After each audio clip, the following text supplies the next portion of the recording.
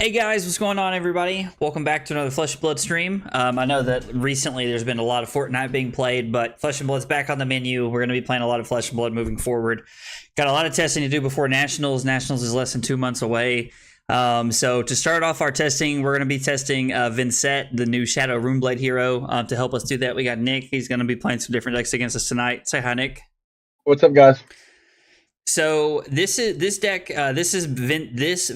build is originally based off of one of our buddies. His name's Billy. He built the deck, and so I've played it. I've made a couple changes here and there, and so we're taking a lot of the work that he put in, and so we're gonna change it a little bit.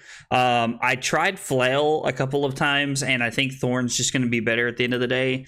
So right now, here's the list. You can't really see this wholeheartedly. I took a lot of the cards from excuse me. I took a lot of the cards. I took some of the new cards, but I took a lot of the older like chain cards. Hey Billy, what's up, brother? Took a lot of the older chain cards and put them in here. We are running red Seeds of Agony since technically this is a legal card. I'm pretty excited to see how that goes. So let's see, we're going to bring in Sinks and Unmovable against Bravo. Those are definitely cards that we want. And then I don't think we're going to take anything out. Crown of Providence. We want Carrion Husk here, Grasp, and Creepers. I don't think we want to take anything out. Trying to think if there is anything we want to take out. Yeah, I don't think so. I think we're just going to run it like this. So we'll just play 66 in the Nick and see how it goes.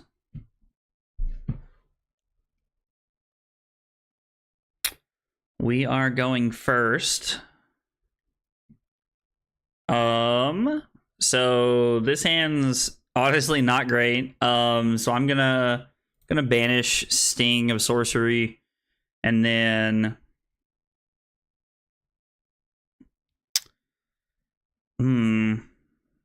not really many great things we can do here. I'm just gonna make a rune chant and pass here. So we're gonna play a little bit of setup here and get 2 rune chants going. And then our hand's not terrible by any means.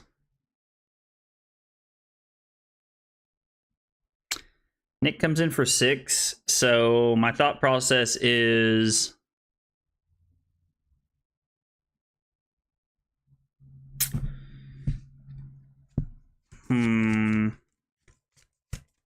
so we block with, if we block with blue Mauvrian Skies, we banish Seeds of Agony, play the red Mauvrian Skies. Actually, we play the yellow one, I think.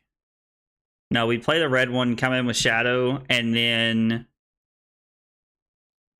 pitch this for Rosetta Thorn. So we can actually make another rune chant if we block here.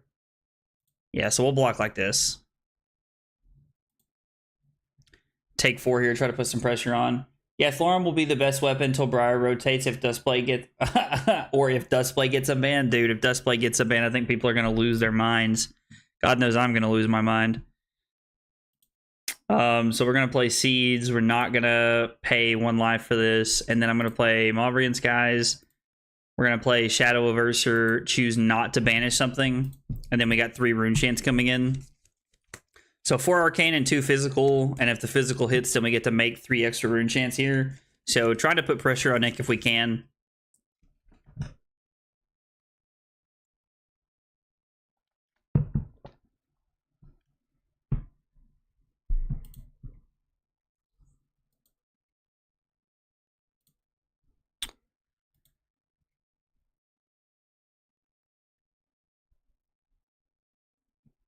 Nick takes all the arcane, blocks with a Zealous Belting, okay? And then we're going to activate Grasp to make a rune chant, and then come in for 2/2 and 1 here.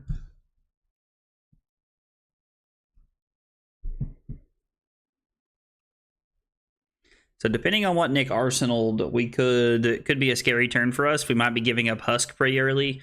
which is a scary thought, because Husk is like our best line of defense against what Nick is trying to accomplish here. So Kind of surprised there wasn't more busted Guardian cards in Dusk Till Dawn, if I'm being completely honest. All right, so Nick takes the Rune Chant, and then we got 2 Arcane and 2 Physical coming in. Like, Nick didn't pitch any cards, so I imagine he's going to 31 here, but I've been wrong before, so... Hey, what's up, Vin? It's booking time. Heck yeah, it is. You're here. Now we can book it. If I can get my keyboard to work.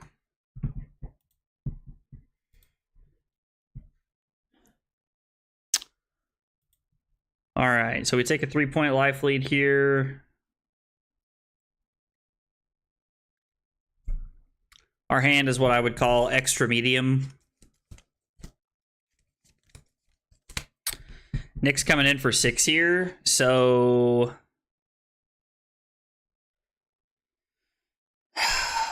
Let's see what our hand looks like. This hand feels kind of awkward. We could... So if we take 6, we go to 30, and then we banish Seeds, make a Rune Chant. We play Seeds, play Gloomveil, play Thorn, and then Arsenal. And then arsenaling this card is not bad because it sets us up for some pretty busted Rune Gate stuff later throughout the course of the game. Yeah, I think this is fine. I think we can take 6 here.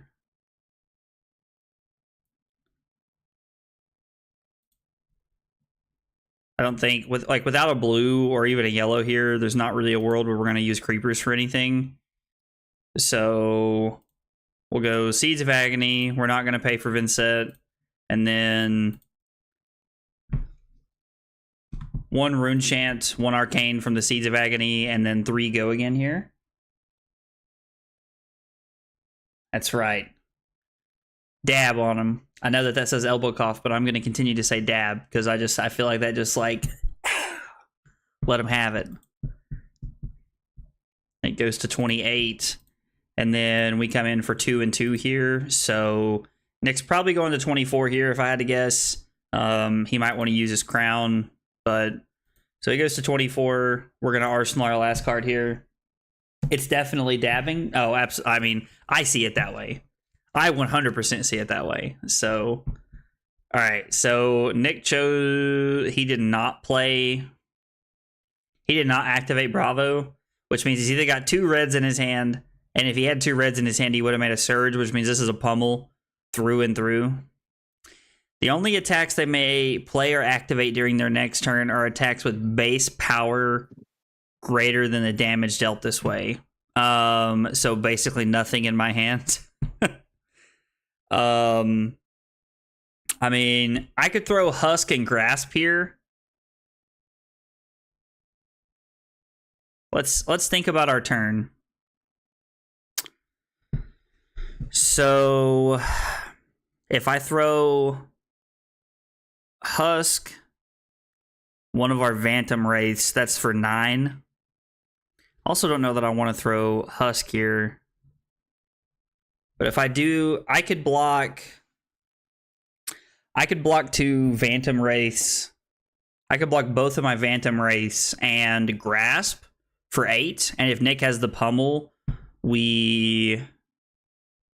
I don't know.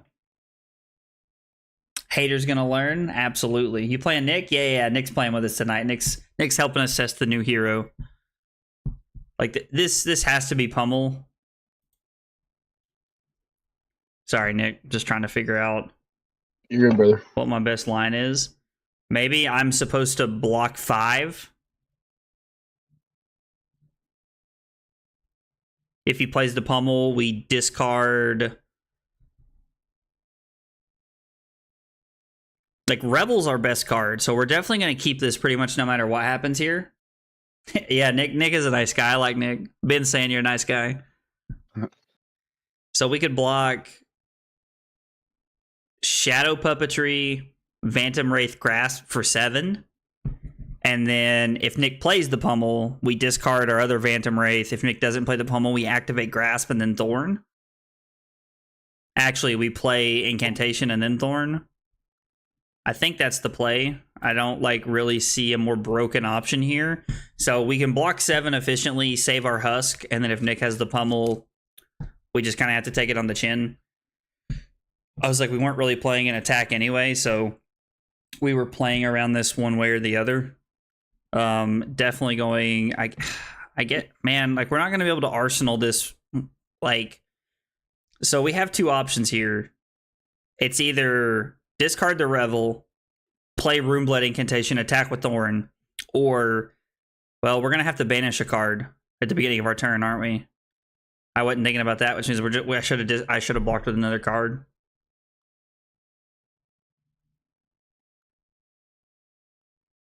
Yeah, I guess it's 6 in one, a half dozen in the other.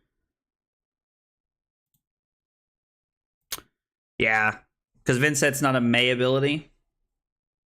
So we banish our Revel, make a rune chant, and then we're just going to pass. Now, man, we're just not drawing attacks so far. Like, we're drawing like 1 attack a hand. Which, I mean, is not like the end of the world or anything, but...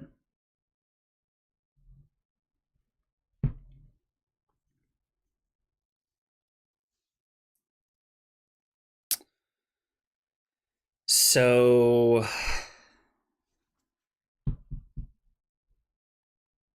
we have nothing with Blood Debt in our hands, so we have no way to give Ursa go again here, so we have to use Creepers if we want to make our turn worth it. So... we could block 5, play double Runeblood Incantation. Or I'm sorry, play 1 Runeblood Incantation.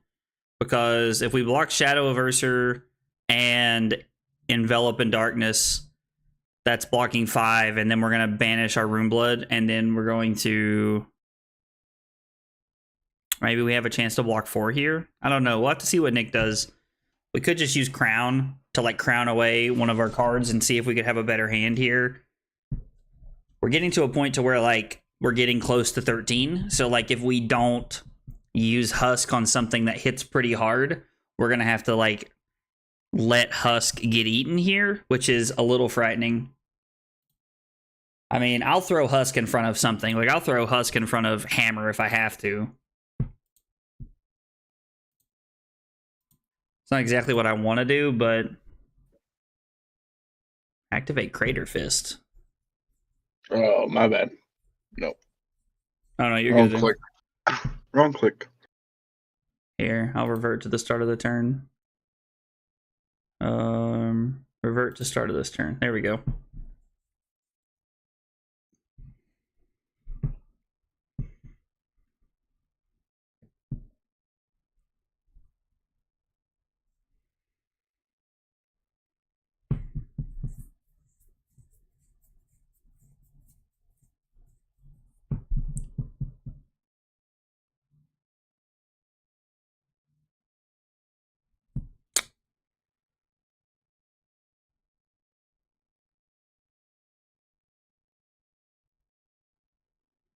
Okay, so Nick goes to get Starstruck off of Showtime.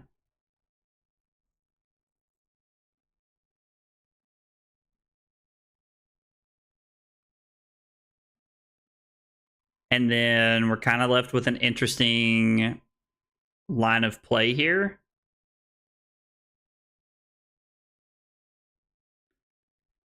So if we banish Shadow, we get to pitch Sting to play both of our Runeblood Incantations, attack with Shadow of Ursa, banishing nothing, and then we get to arsenal our Envelop.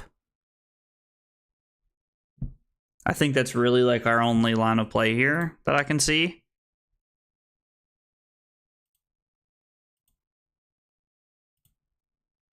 This will give us pretty good rune chant.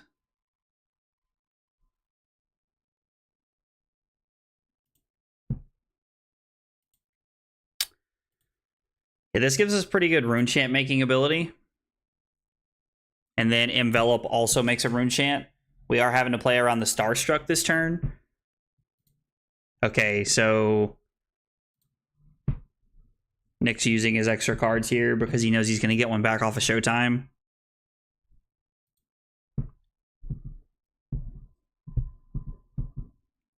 And then we'll just pass. We haven't really had a what I would call a good turn yet. Like we haven't really got to do anything that I would say is cool.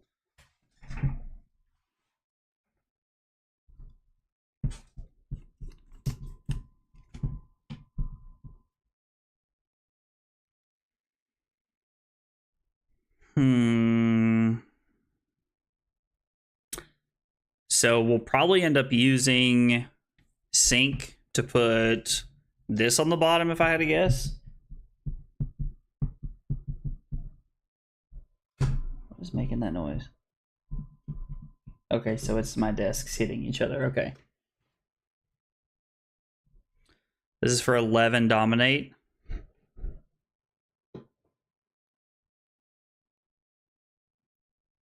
I mean,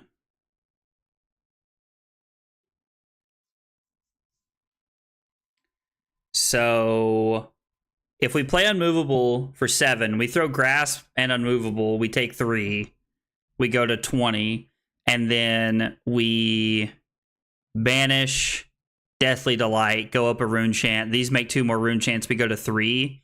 We pitch our Mavrian Skies to play Envelop, and then we get to attack for 8 physical and 4 rune chants, arsenaling a Sink Below. Or our other line is Carrion Husk, Sink Below, sink the unmovable, see what we get. And from there, we're trying to... We're losing our Husk if we do that, and I'm not a fan of losing our Husk here. Like, Husk is like the best card we have. I think this is the best play that we can make. Well, something bad happened for Carly. Did you hear her? Yeah. Yeah, I was like, it normally comes through when something happens in the other room she's not happy about. So let's discard this. Oh, we had to pitch our blue, so we actually can't play the Envelop. This was definitely a mistake on my part. That's okay though. But this is why I said we're learning Vynnset. I'm trying to learn all the lines so we can still play this.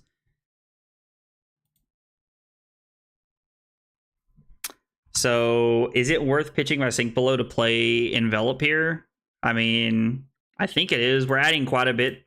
It's a 4-point card that we're adding to our turn. We're getting rid of a 4-point card to play a 4-point card. I don't know that that's the best use of our resources there, but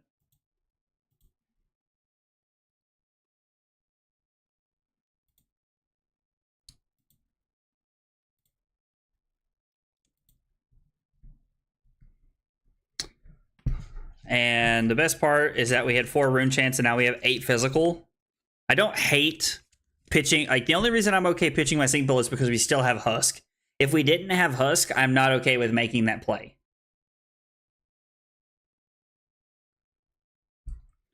Husk is 13 life, right? Okay.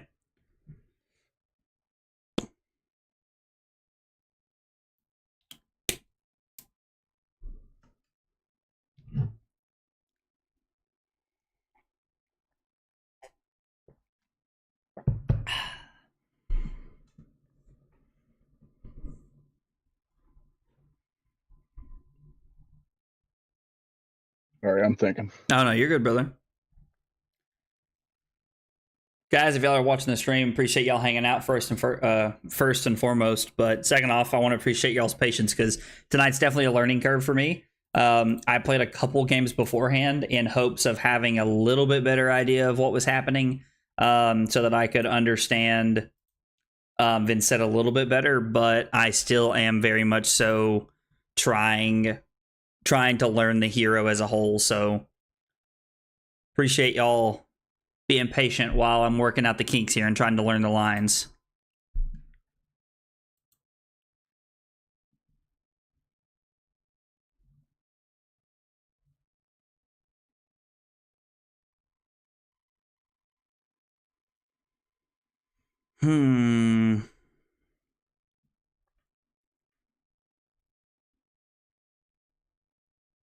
All right, so we know Debilitate's not coming in because Nick didn't have a Seismic Surge.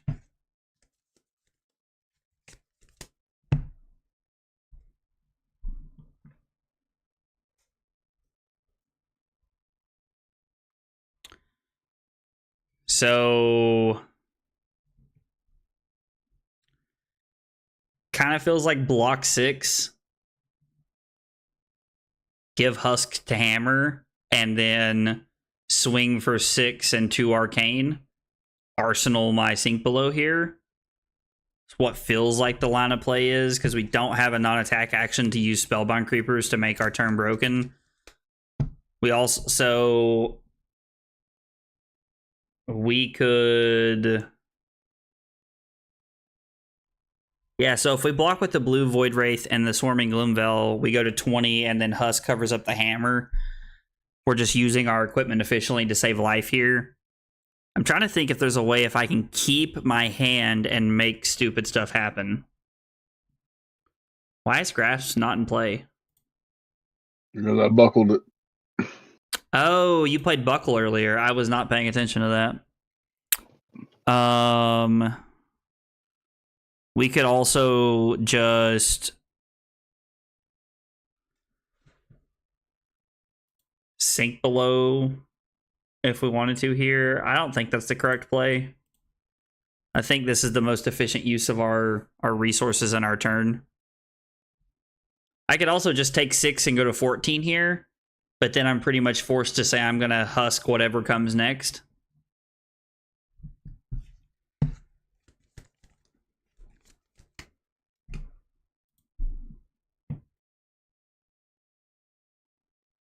I think it's actually better. No, I think we should play it safe here with the Husk. Saving a point off the Blood Debt, but I think it's just best to play it safe here. So our turn, Vynnset triggers. We banish Phantom Wraith. We make 2 more Rune Chants off of the Runeblood Incantation, and then we play Phantom Wraith for 6 physical and 3 arcane, and then we arsenal our last card here. I am going to take 1 off the Husk and go to 19. So we are at that blood debt point of the game where I have to make sure I'm not dying to my own mistakes.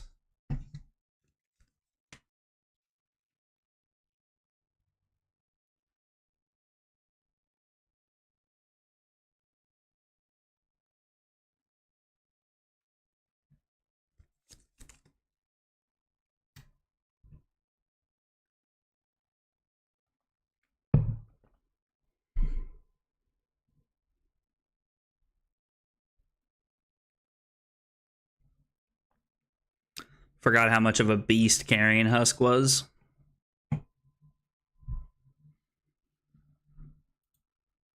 Carrion Husk is just like an absolute unit.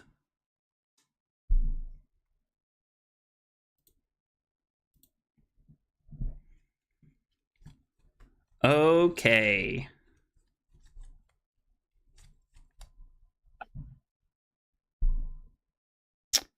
So I block Ghostly Visit, Sink Below. I can sink this. Not that it really matters what this is. And then I get to banish Bounding Demagon.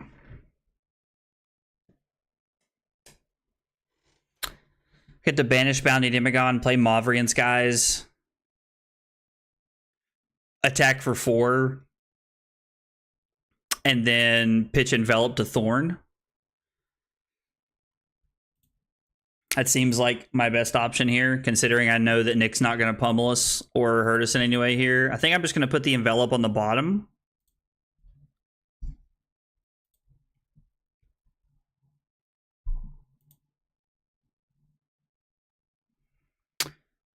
So we're going to banish the Bounty Demagon. Our Runeblood Incantations make 2 Rune Chants. So I'm actually going to play the Shadow Puppetry here. I really like the Shadow Puppetry because we might be able to hit something else that we can play. So we'll go Shadow Puppetry. No, we're not going to pay for Vynnset. And then we're going to come in for 5 Go Again and 3 Rune Chants here.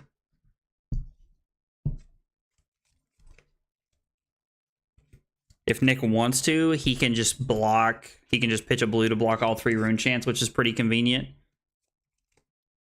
Nick might be resource struck a little bit here. Okay, no. So he is going to pitch a blue to block the 3 rune chants. And then 5 go again with on hit. We get to banish the top. We may banish the top card of our deck. We may, not that we have to. Cool thing is that if it's a Bounding Demigod, we can actually like just play the Bounding Demigod for 4, which is pretty cool. And then we can actually arsenal this.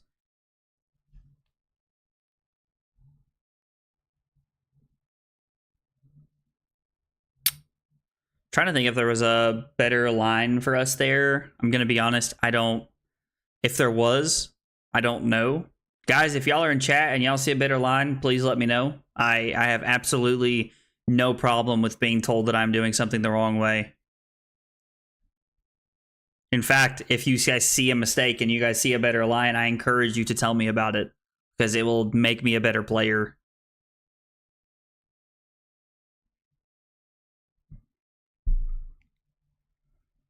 Nick only having 1 equipment block left here being pretty convenient for us, because Nick has to decide if he wants to give us 2 cards right here or not.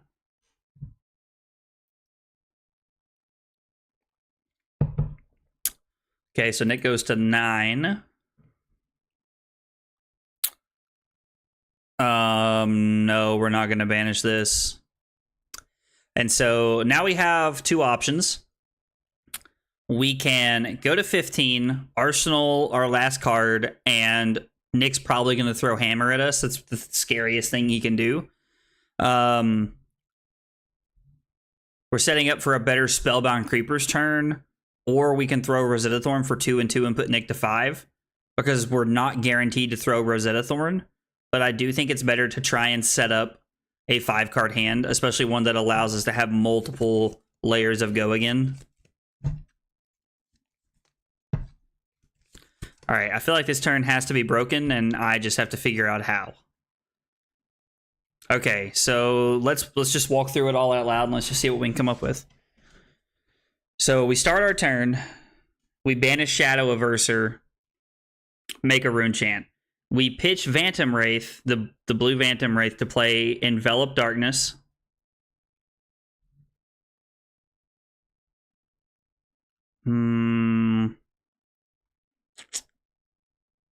That doesn't work. Oh, actually, yeah, it does. So we banish the Shadow Averser. Right? Or am I having a stroke?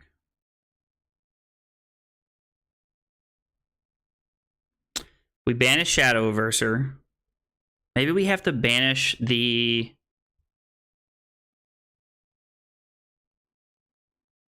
No, we have to banish the rune here. The widespread ruin to actually get the value out of it. So we banish that, make a rune chant.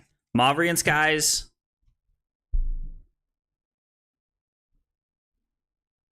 Play Envelop, pitching this. We have 2 floating. Activate, then we attack. Activate Creepers, play Mauvrion Skies, attack with Shadow Averser Thorn. Okay, so that's our best line of play.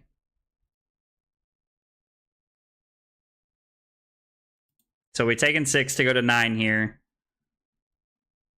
All right, so we decided we're going to banish the Widespread Ruin.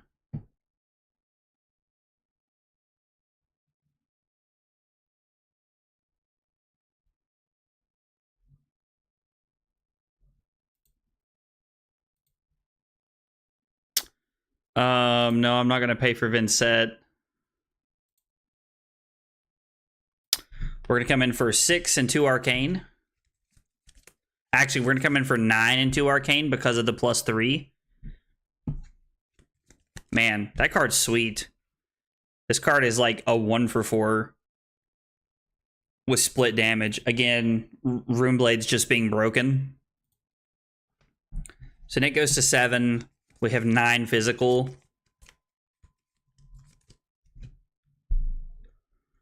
A card that I was thinking would be sweet to slide into this deck. Oh my gosh, that's an abysmal hand. A card that would be sweet to play as a 1-of is a Toma Fiendel.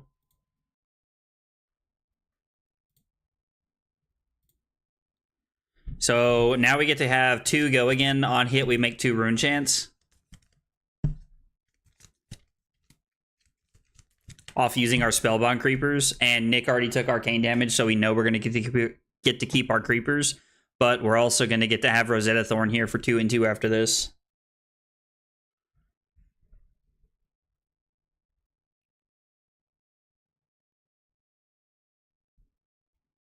It is worth noting also, we saw Starstruck doing some work this game. Starstruck put us in a pretty awkward spot that one turn where we weren't actually able to attack or do anything. Put us on the back foot pretty hard, so...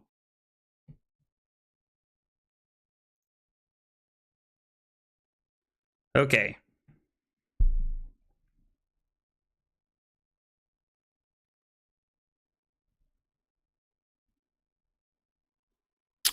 Let's figure out what we're doing.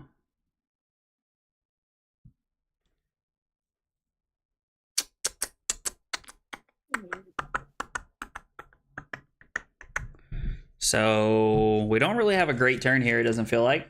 Runeblade doing Runeblade things. Dude, absolutely. You love to hear it too. What?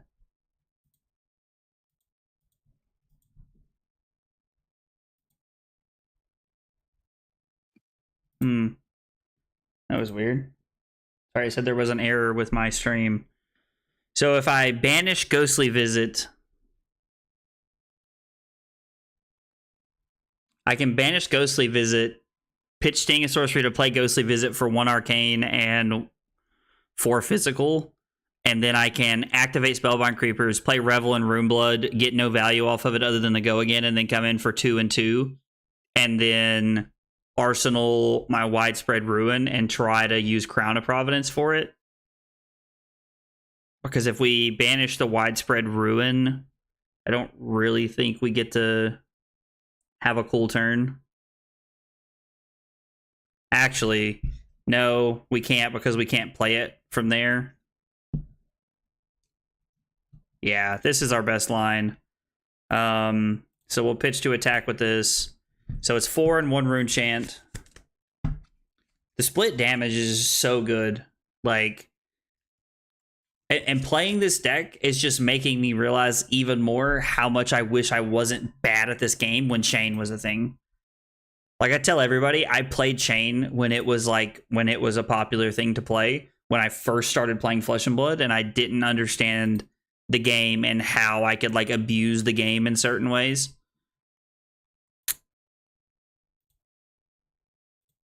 So Nick will prevent 1 of this and take 1 arcane, and then I will actually lose my Spellbound Creepers. But Rosetta Thorn pushes us 1 step closer to winning the game.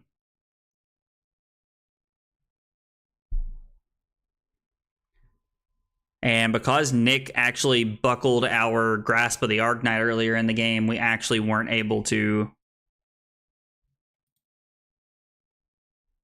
do anything crazy done with Grasp this turn.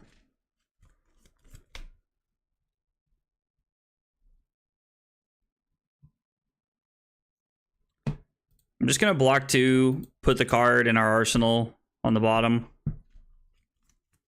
All right, I feel like this hand's insane.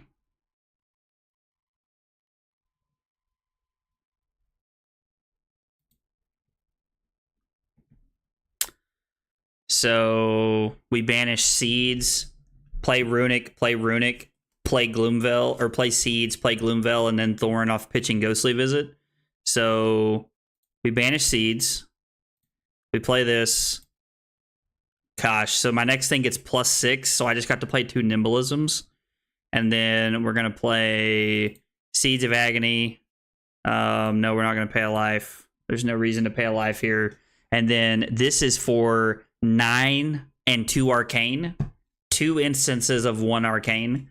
And then we get to Thorn after this.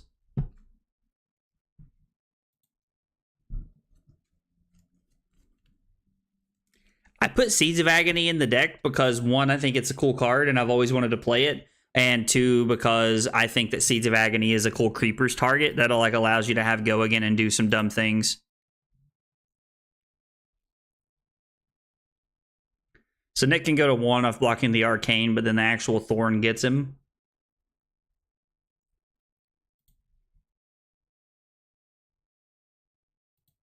I have to say, that was...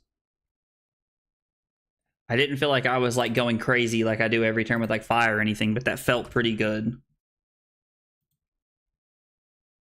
You want to sideboard differently, or you just want to run it back? We can run it back. Okay. Yep, let's quick rematch here. Okay. So let's banish the Phantom Wraith. Let's play Envelop.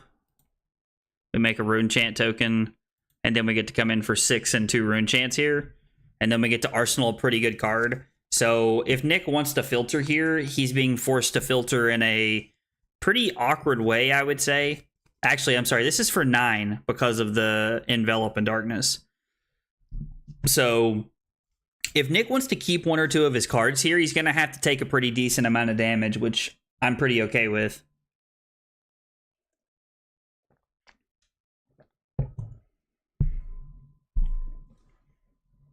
Come in for 9 physical. Yeah, it's 9 physical. And 2 rune chants. There's 2 rune chants, yeah, and 9 physical because of the buff from the Envelop and Darkness. Yep.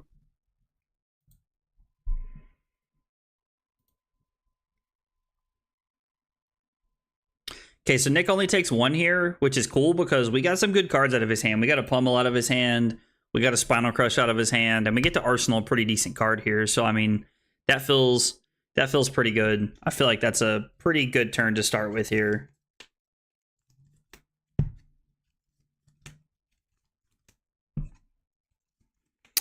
I think we're going to try to Arsenal the Revel here. We'll probably just play the Sink Below. I'm trying to think of what our turn looks like here.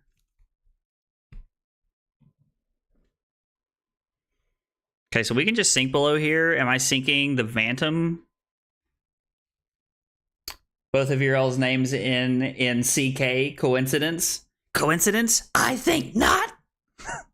I love The Incredibles. It's such a good movie. We could banish this. We could banish this off of the ability. So could yours Beck. Yeah, I'm gonna start calling. We're all gonna start calling Ben Beck. I hope that's a thing. All right. So if I Sink Below and don't seek anything, my turn is banish Shadow Averser. Play Shadow Averser, banishing Phantom Wraith. Play Swarming Gloomveil. Or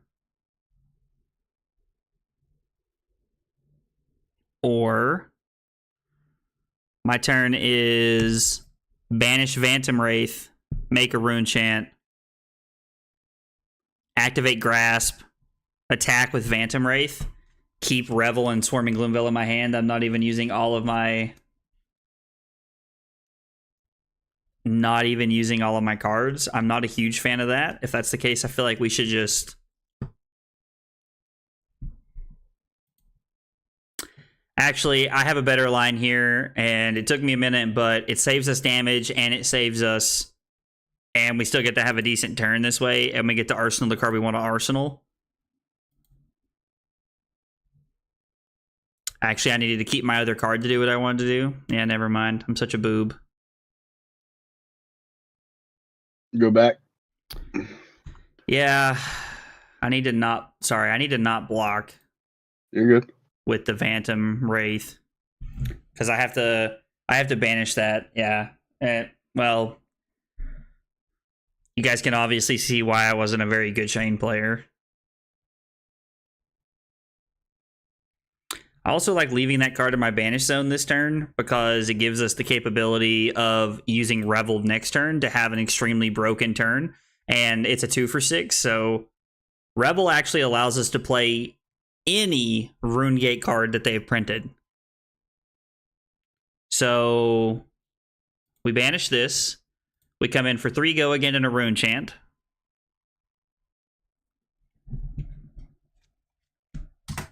It's not a very explosive turn, but we're blocking 4 and throwing for 7. So it's an 11-point swing with an arsenal, which is a below rate. You want your competitive hands to be looking at like 13 or 14 points. So definitely a below rate turn for us. I also think this is kind of a setup turn. We're using this as like a entryway into what could be a much better turn by arsenaling our Revel and putting a Phantom Wraith in our Banish Zone. Having a Phantom Wraith in our Banish Zone with Revel would allow us to use creepers to activate Revel, or to activate creepers and play Revel and do some dumb stuff. So we're setting up a little bit here. If you ever played Chain, then you absolutely know that you had to do setup to be able to play Chain. You couldn't just unga boonga your cards at people most of the time. Sometimes you could.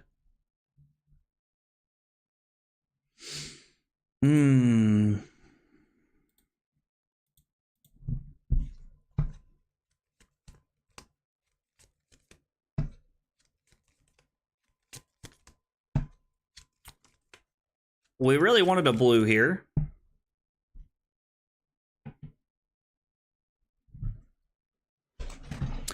Now the question is, are we going to go for a blue?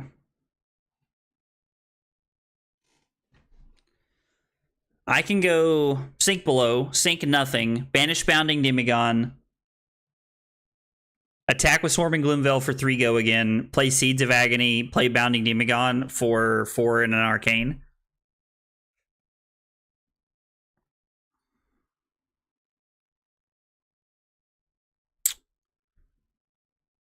Or I can sink the Bounding Demigon, play banish Seeds of Agony, play Seeds of Agony, attack with Gloomveil, play Revel,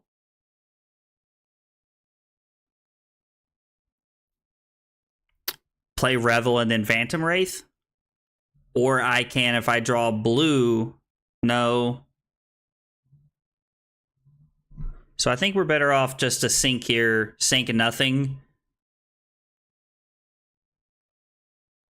Yeah, I think that's our play here. I think we'll just keep our hand.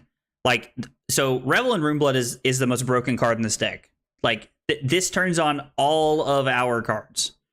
So we're going to banish Bounding Demigon. We're going to come in for 3, go again in an Arcane. So we're blocking 4, and we're attacking for 4, 5, 9. So now we're at a 13-point turn off of our 4-card hand.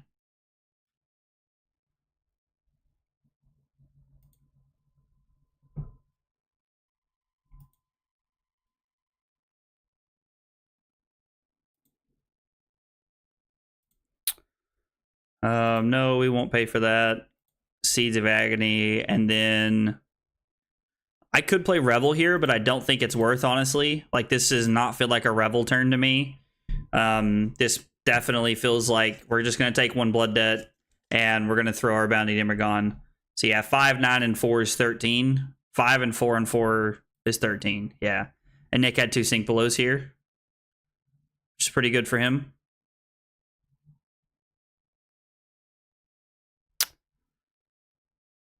Another weird one. We need to use our Crown of Providence here. That is, like, we need to find an attack action here. We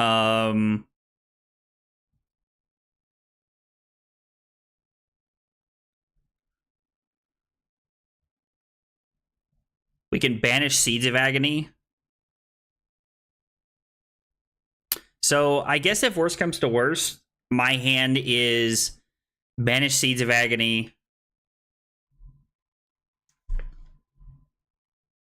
play Seeds of Agony, pitch the Runic Reckoning to play Envelop Darkness, and then play the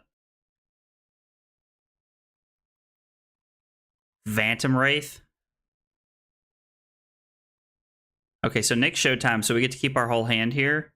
So we're just going to take the line that I was talking about. We're going to be left with a Mauvrion Skies in our hand for the following turn.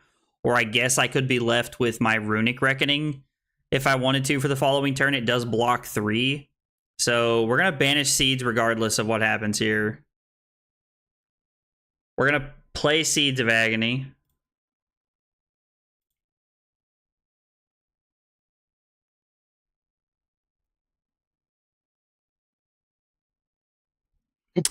Go again is pretty good though, but Revel kind of helps us with go again. I'm gonna keep the Mauvrian guys here. No, I'm not gonna pay, and then I'm gonna play Phantom Wraith for 9 and 2 rune chance. So 9 physical and 2 rune chance. It's 2 rune chance and then a Seeds of Agony Arcane. So it's actually 9 and 3 physical.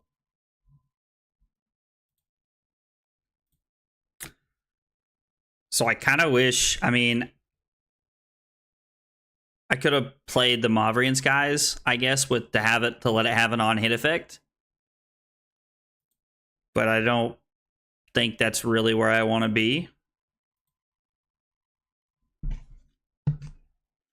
If Nick has something really good here, we might just be throwing Husk, Crown, and Grasp. So banish this. Activate Grasp.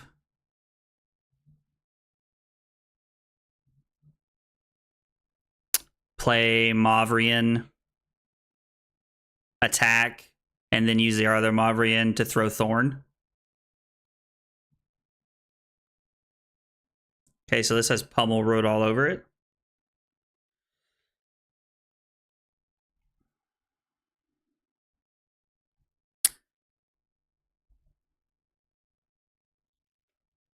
Can I go back?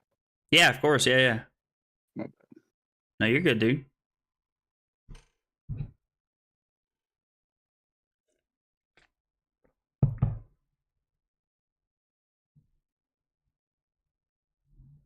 Okay.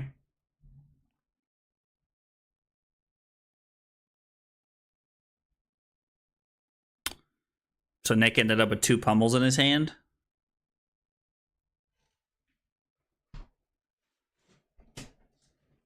Yeah, so Nick ended up with 2 pummels in his hand. So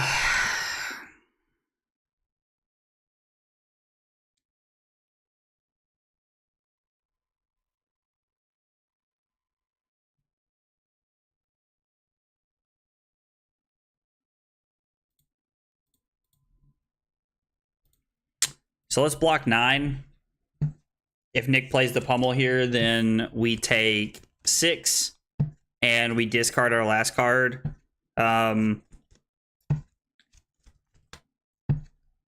If Nick doesn't have the pummel here, we just get to banish it and make a rune chant, and it doesn't have blood debt, so it's not going to kill us. So we do discard our last card. That was a pretty good turn from Nick. Ended up being a pretty decent swing turn. We have nothing to activate Vynnset with, so we're just going to pass. There's 15 blues in our deck. Maybe our deck is required to run more.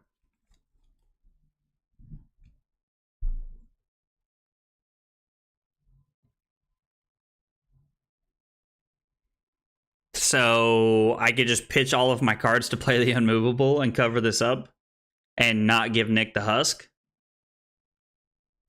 I could give card from hand and Husk, and then my hand is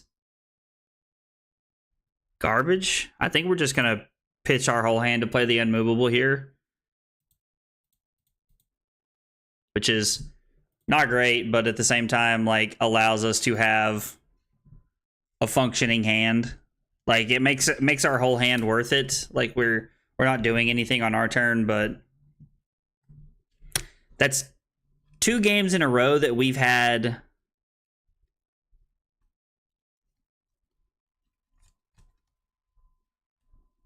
It's 2 games in a row that we've had a Sink Below and Unmovable show up in the same hand. It's pretty odd to me. There's 3 of each, so it's not like it's like this crazy thing that could happen, but at the same time, like, it doesn't seem like something that would happen in back-to-back games, personally anyway.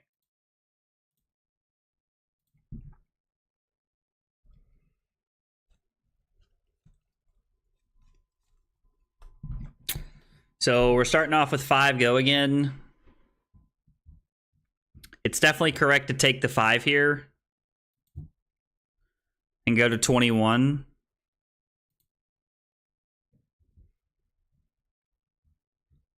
And then when Nick throws hammer, we're just going to block 6 here. Our hand doesn't really do much, so we're just going to take our awkward hand for what it is and play it out. We banish this to make a rune chant. We pitch our blue to make a rune chant, and then we get to come in for 5 physical and 2 arcane. So nothing crazy, but we get to attack for 7 and block 6, which is a 13-point swing. So right on par for where you want to be with like your hands. Like you want to be striving for 13 points or more. Like 13 points wants to be like you want all 4 cards that you drew to have a total of 13 points or more every turn cycle. I'm sure most of you guys watching the stream know that already. Yo, what's up, Shark? Appreciate you keeping me tabbed, brother. Appreciate the support, man.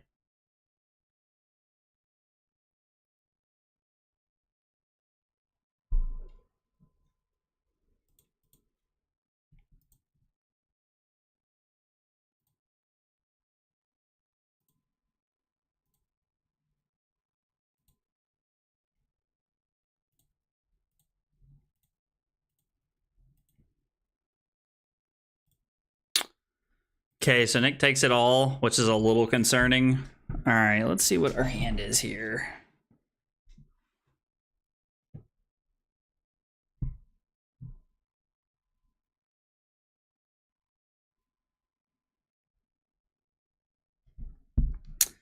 So banish widespread ruin, pitch a blue to play envelop in darkness, 2 floating, 2 rune chants, attack with widespread ruin, activate creepers, play revel, thorn.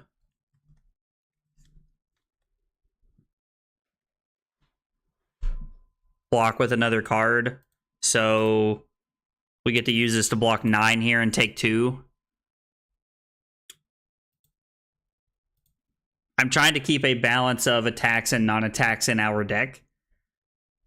So we're going to banish this.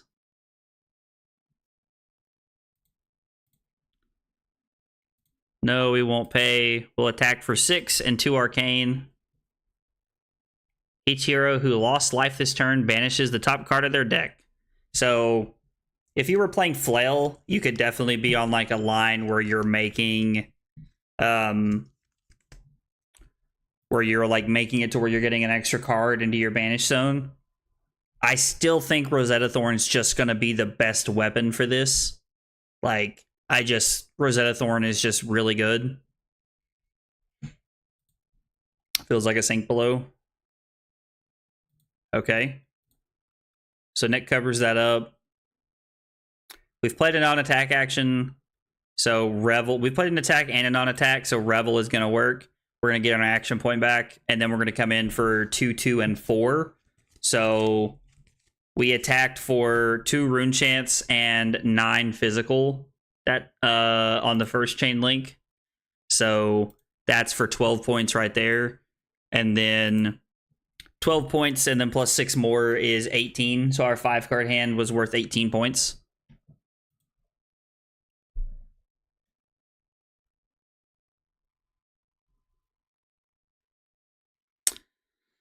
So I'm sitting here wondering, do we care about the Command and Conquer?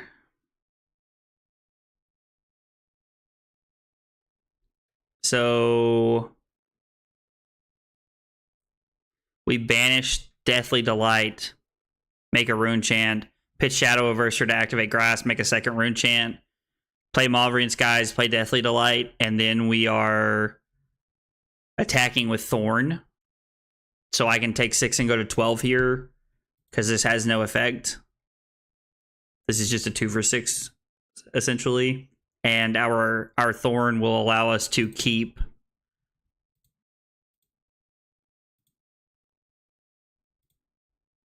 our creepers in play.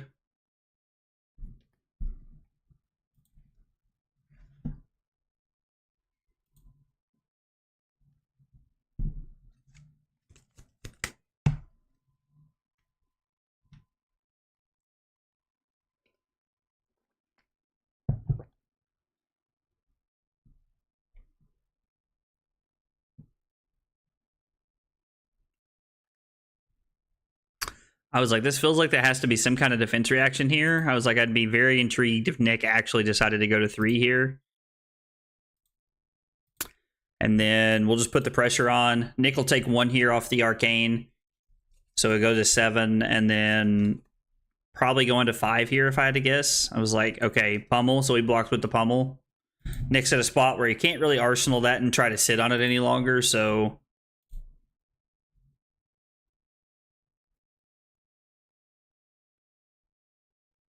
Okay.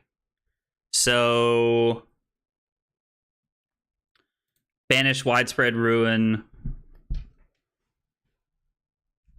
Pitch Sting to play Oath. Play Mauvrion, attack, and then Rosetta Thorn. Or actually, it's probably better to arsenal the Mauvrion's guys.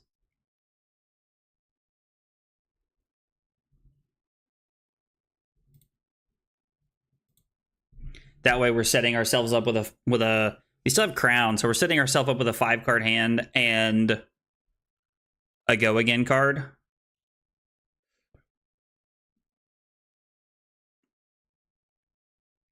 Because, I mean, this is for 7 and 2 rune chance, so this is like nothing to scoff at here.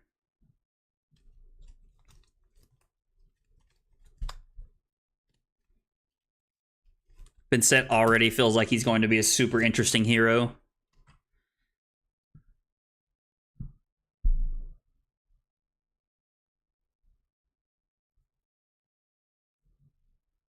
I'm at the point where Nick has to give me a card here. Like, he can't just give me Tectonic Plating and Crater Fist. Going to 3 is a good play from Nick because it keeps him out of Rosetta Thorn range. Like, Thorn can't just kill him by itself.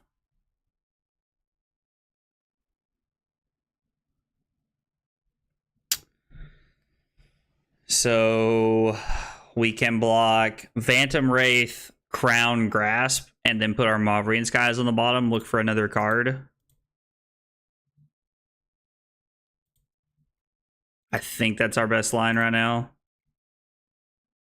Shadow Puppetry is like the card I didn't know I was hoping to draw. That feels pretty good. Pretty good. So we're going to banish Widespread Ruin.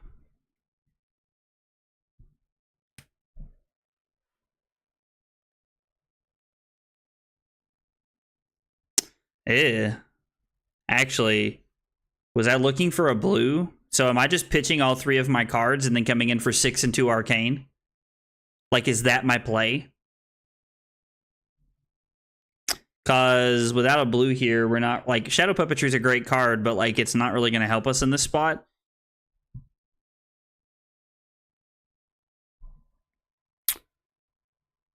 I mean, it's 6 and 2 arcane, so Nick has to give us 2 cards from hand.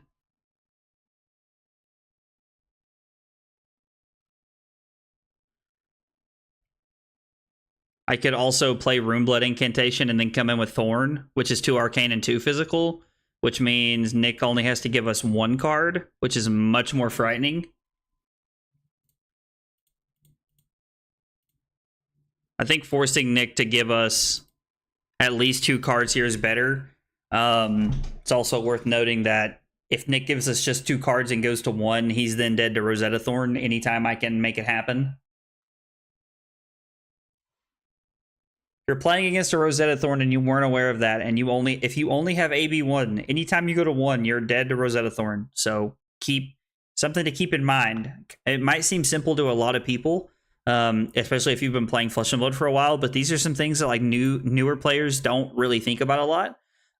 So one of those things to keep in mind for, you know, if you're newer and you're watching this, like if you're interested in the new set, the new cards, things like that. So just something to keep in mind.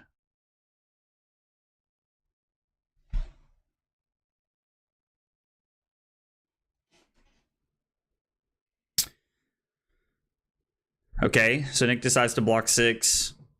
Now, we wouldn't know he had a Zealous Belting in real life. We are going to lose our Spellbound Creepers here. So, one downfall of our line. Our Mavrian Sky setup didn't really do much for us, so we did go to 7 off the Carrion Husk. The Carrion Husk is a ticking time clock that we are just kind of like forced to try and race here. So banish Void Phantom Wraith here. Play this for free. Play Mavrian Skies. Yeah, so banish Phantom Wraith. Play this for 3 or for free. Play Mavrian Skies. Actually, that was just wrong. Hang on. I just completely realized my mistake here. So we're still going to banish the Phantom Wraith. No, I have to play this, don't I? No, I don't, because it doesn't matter. It doesn't make a rune chant for anything. So make a rune chant. And then Mavrian Skies, Phantom Wraith for 4 and 2 Arcane. And then we're going to throw our Rosetta Thorn after this. So I needed to keep my Runic Reckoning here so that I could throw my Rosetta Thorn. And my hope here is that I've stripped enough cards out of Nick's hand to where the Rosetta Thorn is just going to be enough to kill him. Now, we don't know if that's going to be the case or not. So Nick goes to 2. And then we throw Rosetta Thorn. Nick AB, AB1 here, takes 1, goes to 1. It's a lot of 1s. And then blocks with his last card.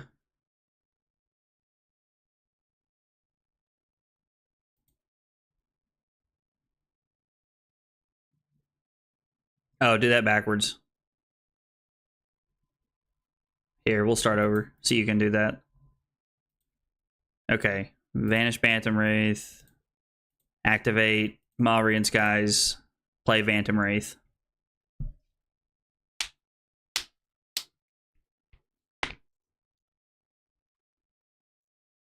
For anybody who's watching that might be new to the stream, anytime that I'm playing games and like we're testing heroes, me and Nick are taking things back like probably quite a bit more than people are used to, because we want to be able to make the most optimal play. Like we want to be able to make the best play that we can.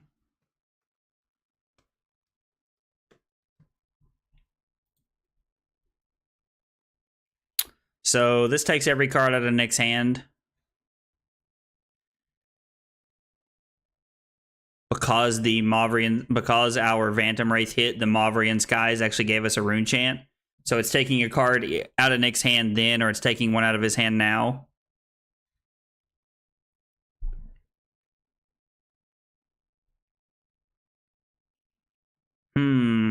This is like a worst case scenario for us. Now, the good news is that it does still get 2 cards out of Nick's hand, but this is still by far a worst case scenario for us. Drawing no attacks like this is just bad. So I guess we'll just banish the...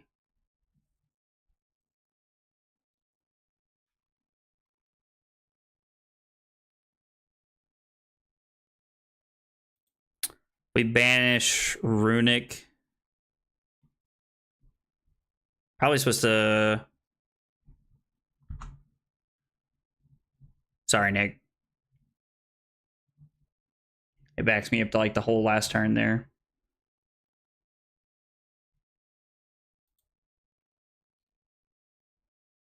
Oh. You didn't block with a card.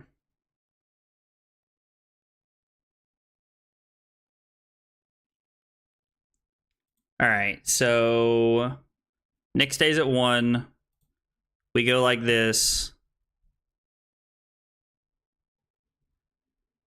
I'm going to banish Mavrian Skies, attack with Rosetta Thorn, pitching the Revel in Runeblood. We're going to leave the Runic Reckoning in our hand.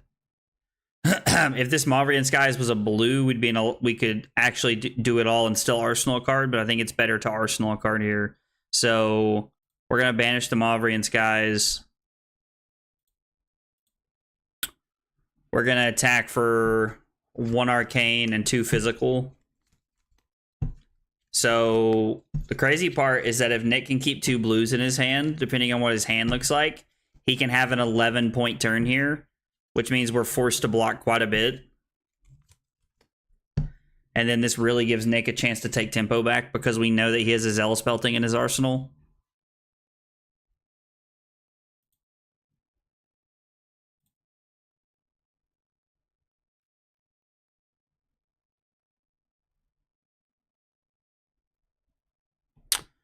So if I block 3,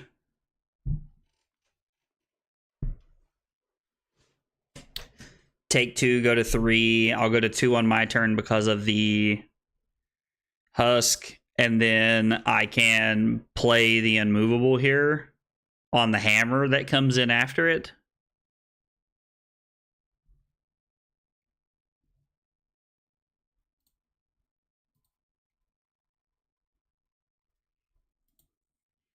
This was a pretty... Actually, sorry, Nick, I'm an idiot.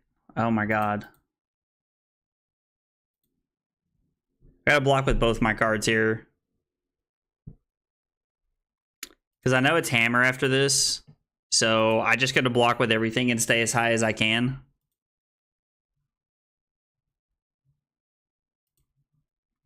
We're just gonna throw the Unmovable and go to 4 here. And then see what Nick's turn brings. This is not a bad hand at all. Banish Shadow Averser. Play Shadow Averser, banishing Ghostly Visit. Banishing Ghostly Visit. Play Mauvrian Skies. Pitch Runeblood Incantation to play Ghostly Visit. And then Rosetta Thorn off Shadow Puppetry. Now, I say all of that. I don't know that any of that's going to get to happen.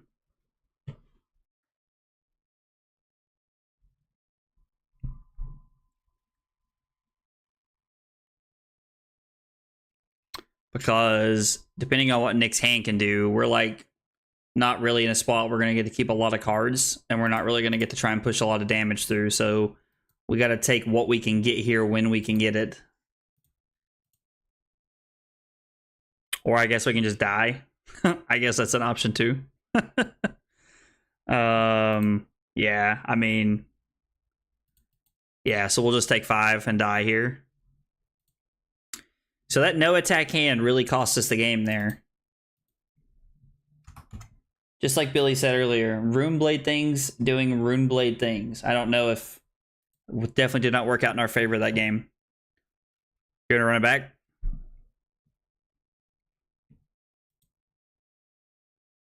Yeah, I'm done. Okay.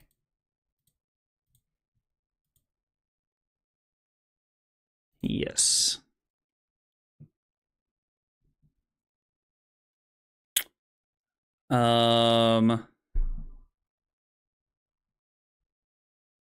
My banishing Sting here, pitching Phantom Wraith to play Runeblade Incantation, and then Arsenal my Rebel here.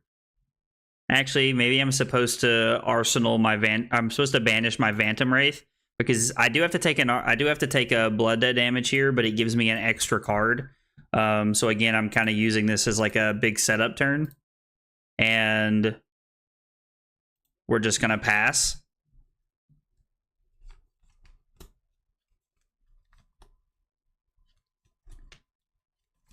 Just like take our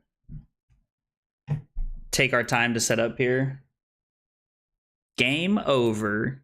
Game over for me. I got rolled that game. 10 Dominate. So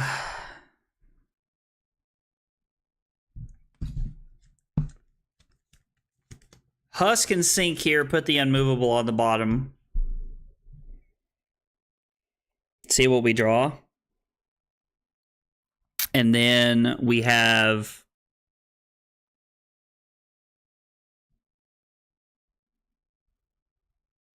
nothing great, it feels like. Or the other option is just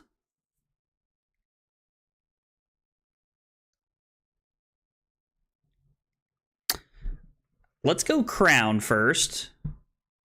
Actually, you know what? We're going to block 4 because I'm going to play the Sink. I'm going to put the Unmovable on the bottom now, see what we draw. I mean, that's pretty good. I think we're going to put our other Revel on the bottom. I don't think we want that one.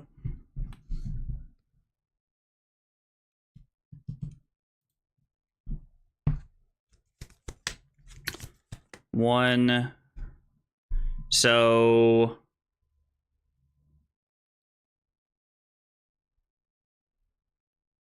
we banish Ghostly Visit. We play Runeblood Incantation. We play Ghostly Visit.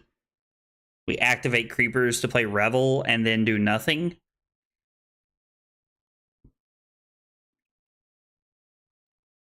So if we banish Shadow Averser, we play Shadow Averser, banishing Ghostly Visit, and then pitch Runeblood Incantation to play Ghostly Visit.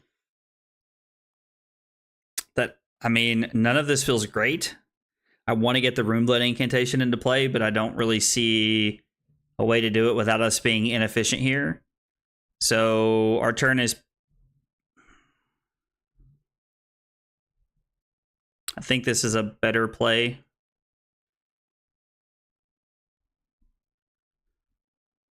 Actually, because of the Phantom Wraith, that's just a mistake.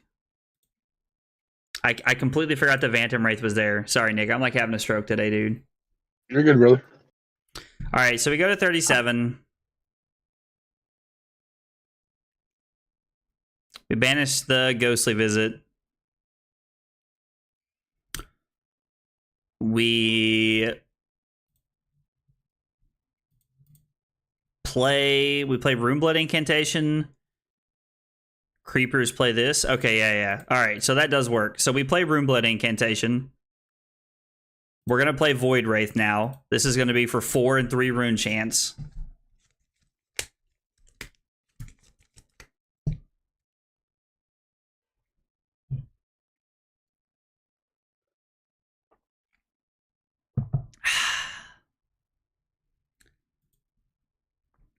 Sometimes I swear I don't realize how much of this is just like pattern recognition until I'm sitting here playing it.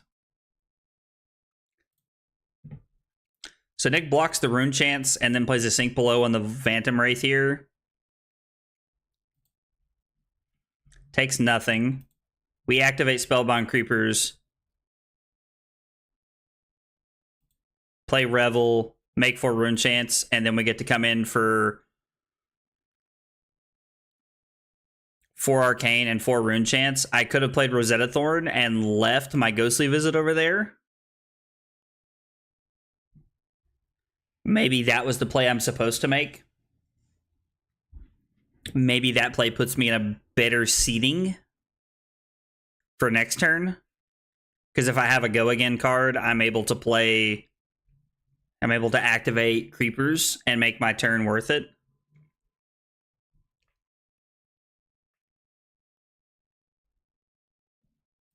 Okay, so Nick just pretty much blocks out our turn. Goes to 39.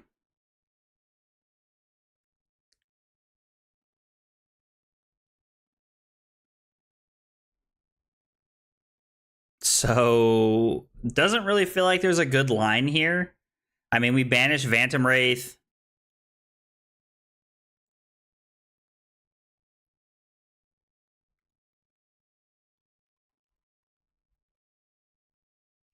Pitch Revel to play Runeblood Incantation. So we banish this. We play Runeblood Incantation, pitching Revel. And then we play Phantom Wraith. Yeah, because it's the only way we can come up with an attack.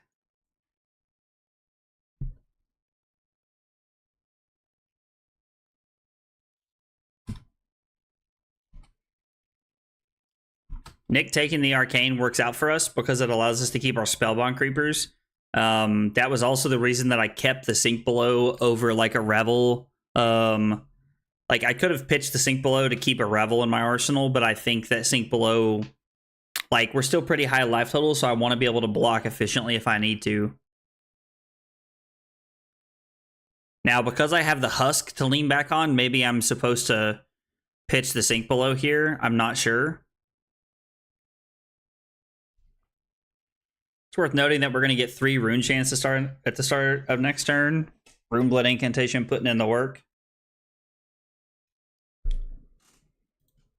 Nick blocks out our Phantom Wraith. We arsenal our last card. Plus, Sink Below kind of gives us some... gives us a little bit of card selection here.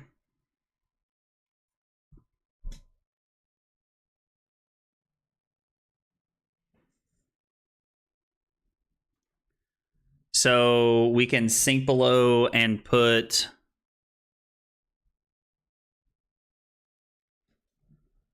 So we can Sink Below. We get to play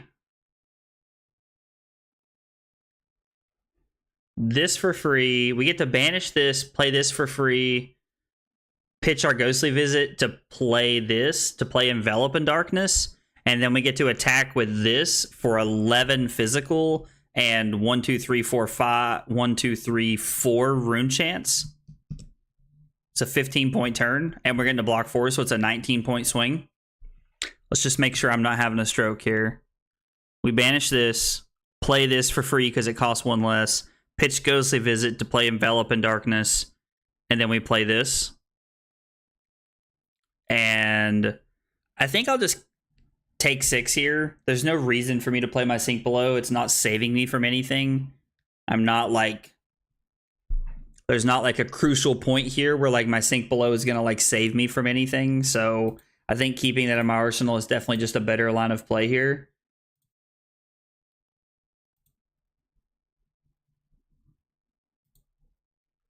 Save my Sink Below for something that matters other than just points. Like, don't get me wrong, points are points at the end of the day, but at the same time, like, I need to be able to...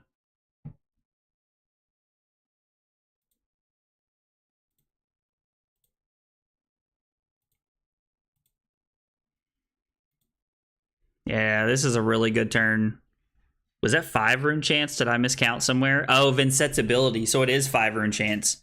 So it's 11 and 5. This is a 16-point turn.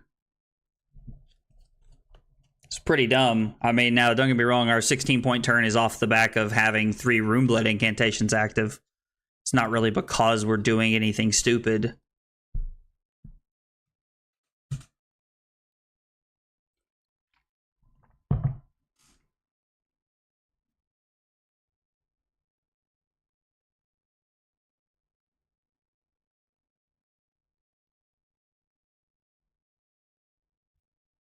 Sorry. Oh, no, you're good, brother.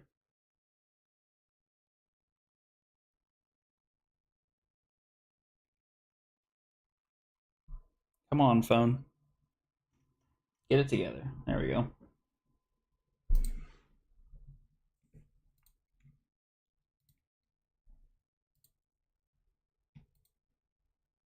So then it goes to 31, and then we have 11 physical coming in.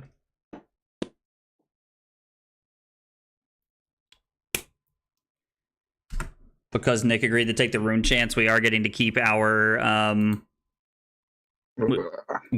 spellbound creepers for another turn.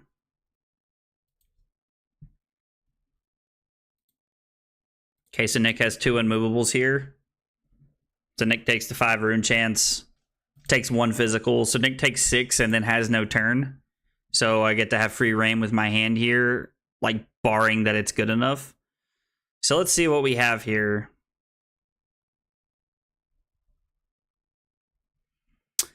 So if we banish our Phantom Wraith, we're going to have 3 rune chance because of the 2 incantations and because of Vynnset. And then we'll be able to play Swarming Gloomveil for 4 and 3 rune chance. And then, well, actually, we can pitch Mauvrion Skies to play Envelop the Darkness to make another rune chant. So it'd be 4 rune chants, 4 physical. No, because then I can't play the Phantom Wraith. The Swarming Gloomveil would only be afterwards. So We're going Mavrian Skies.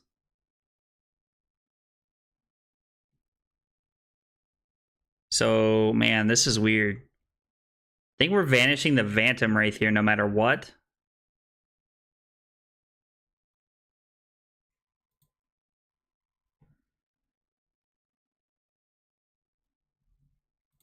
And then we get to play Mavrian Skies, play Phantom Wraith for... So this is for 3 rune chance and 4 physical. On hit, make 3 more rune chance.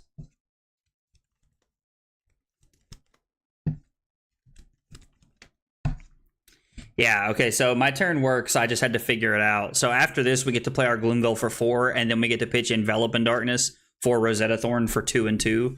So that's just me, like, trying to figure out all the lines.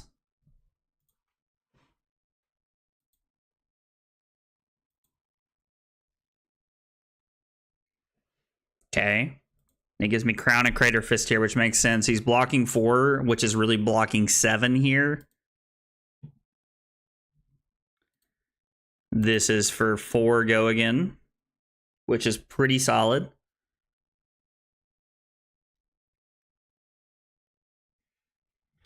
We've had 8 physical and 3 arcane so far, so that's 11 points. And then we're coming in with Rosetta Thorn, which means our total turn is going to be worth 15 points here. And again, 15 points is above rate, which is where we want to be.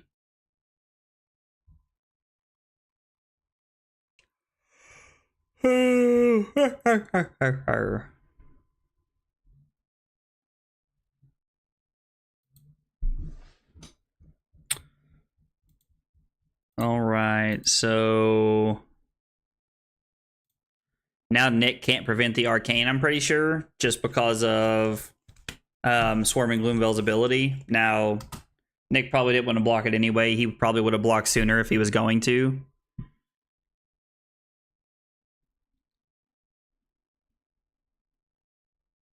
Banish Phantom Wraith. Pitch Mavrian Skies to play Oath of the Arknight, play Mavrian Skies, play Phantom Wraith, and then Rosetta Thorn. And then we have Sink Below and Husk here to bail us out if we need to on defense, because our hand plays very well offensively here. This is a 4-card hand here that in total, so not counting the 1 rune chant that we make here, our hand's going to be for 6, 7, 8, 9, 13. So this is a 13-point turn, and if our attack for 7 hits, then we get 2 more rune chants, which means it's either a 13. It's a 13/15-point turn, and our turn goes up a point if you're counting the Rune Blood incantation. I'm not counting that because it's already in play, so it's not a part of our 4-card hand. And I think that's one of the problems when people start counting their hands and their turns. They don't really account for what it already have set up, like what was already prepared for. So just one of those things.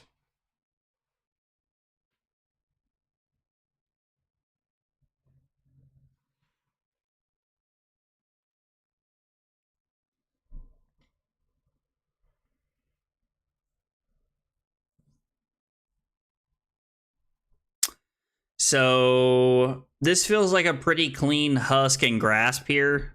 I don't really want to discard any of my cards, and Sync doesn't really do anything crazy for me. Like, I could block with Oath of the Arknight here if I wanted to. So if I block Oath and Sink Below, my hand is then banish the Phantom Wraith, have 2 rune chants, play Mavrian Skies. I mean, that's actually not bad. So we block 7, banish this, Rune Blood incantation gives us a 2nd rune chant. We play Yellow Mavrian Skies, attack for 2 rune chants, 6 physical with Go Again, and then we use our last Mavrian Skies to make a rune chant and come in for 2 and 2. So yeah, that's actually a much better line than giving Husk here. We have no reason to give Husk here. We don't need to. When you look at it on the surface, it looks like a pretty obvious play. But taking a minute to really dive into our line a little bit more, we're learning that we have a better option here. All right, so 6 Go Again with 2 rune chants. On hit, we make if the physical hits, we make 3 more rune chants, which is absolutely insane. Absolutely insane. And the rune chance hit, so again, we're keeping our spellbound creepers around.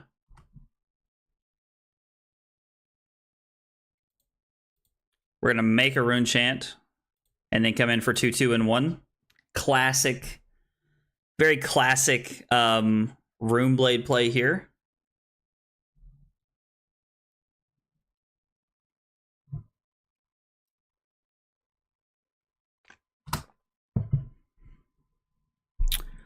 Bravo, the showstopper. Showstopper. When I did that, it made me think of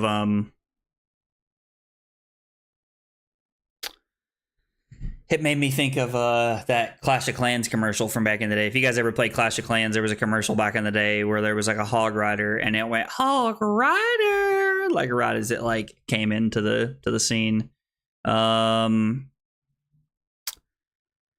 Banishes the top card of their deck. Phantom Wraith is a 2 for 6. So let's just put. We're gonna put a card. I think we're gonna put the.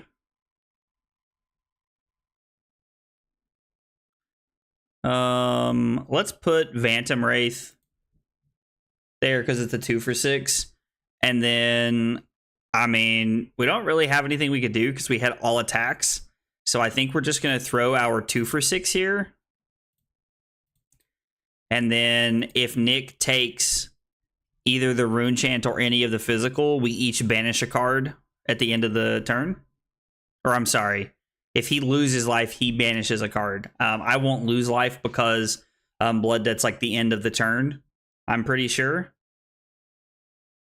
At the beginning of your end phase, and this says when the combat chain closes. Yeah, so the combat chain closes before the end of your turn, so we won't get the effect of that. So it's good to note, though.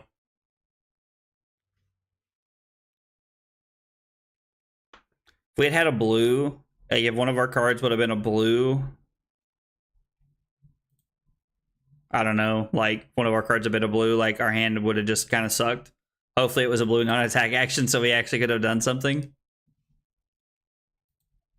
All right, so Nick gives us a sink below. I know there were 2 of those in my hand.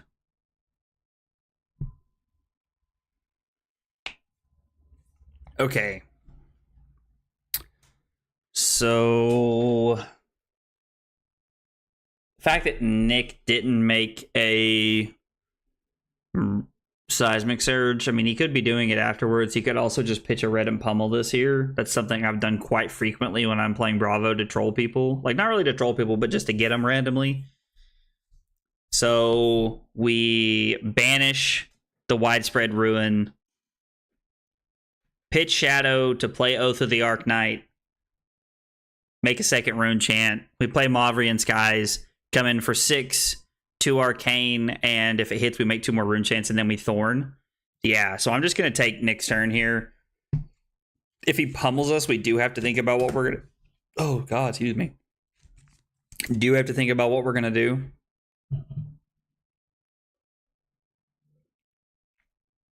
It's also possible that Nick couldn't make a rune chant because he has a Starstruck in his hand, and he has to pitch the yellow to turn on a Nothos, and he wants to arsenal his last card. That's also a line of play that we have to be thinking about as we're playing against Bravo now, moving forward.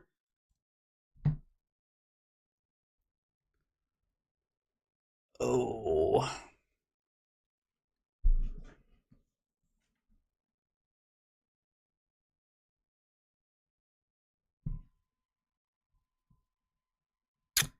Yeah, we'll just go to 20 here. There's no reason for us to...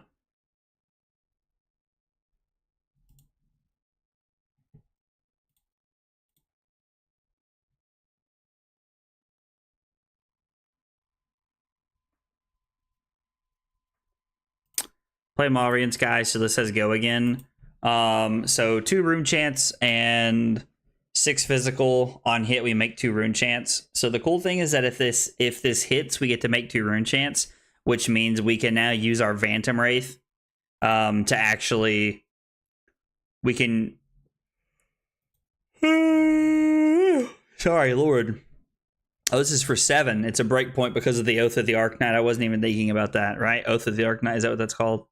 So if this hits, we make 2 rune chants, which then allows us to play our Phantom Wraith from our Banish Zone, which is a really cool line of play. So Nick does cover this up, which means we're just going to come in for Thorn.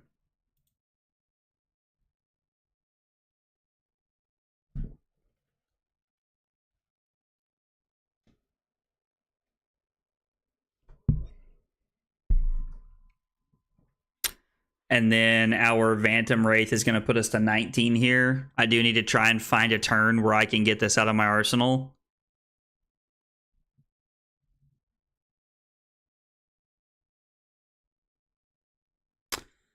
I mean,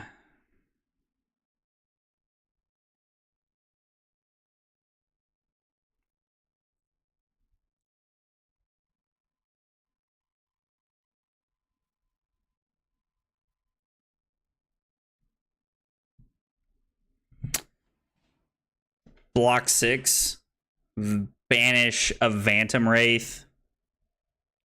So if we block with Ghostly Visit and Phantom Wraith here, we don't take anything. We stay at 19, which means we get to keep our Husk. We banish the Phantom Wraith from our hand, activate Grasp off of the Oath of the Arknight, and then throw the Phantom Wraith. And then we have a yellow Phantom Wraith in our Banish Zone. We'll leave a quote-unquote 0 for 5 in our Banish Zone. Banish this. Make a Rune Chant. Come in with the red one. And then if our Rune Chant's ent this turn, we're in the same boat where we get to keep our Spellbound Creepers, even though we've only got to activate it 1 time this turn. Or this game, I mean. And honestly, if you want the truth, that's probably more of me being not a great Runeblade player, as opposed to like the deck not really like allowing us to do it. I would be very willing to bet that it's me, that I'm the drama. So we go to 18 and then we just pass.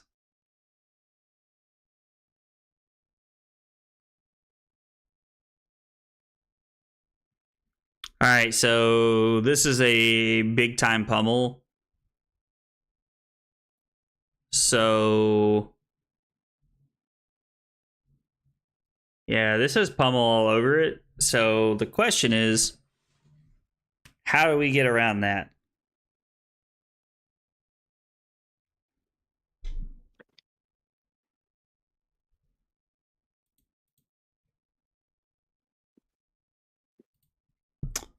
We're going to block 7. So we block 7, and then when Nick goes to play the pummel, it pushes it to 15, and we're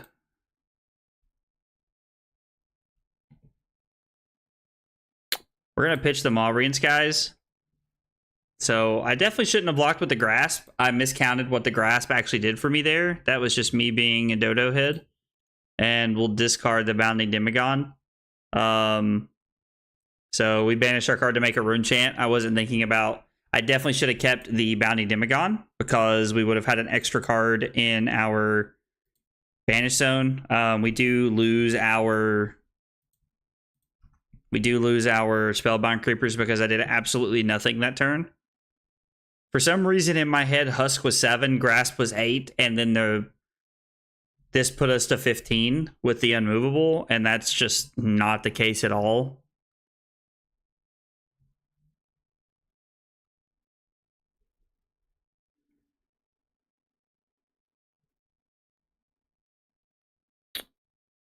So let's block 3. Okay, so Nick went back-to-back red pummels.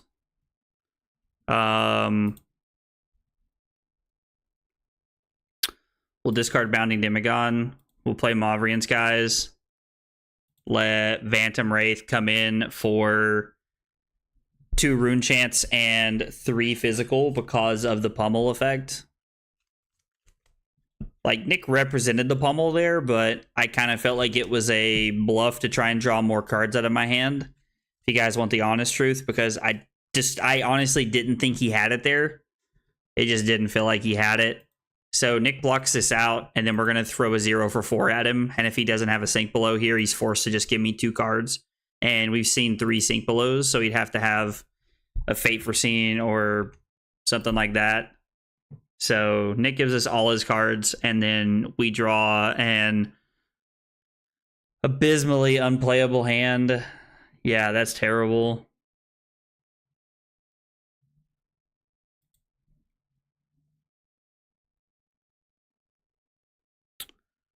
We played 1 unmovable, which means there's 1 more left. So if I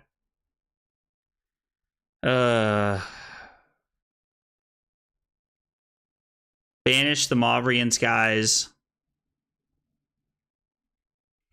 banish the Sting of Sorcery,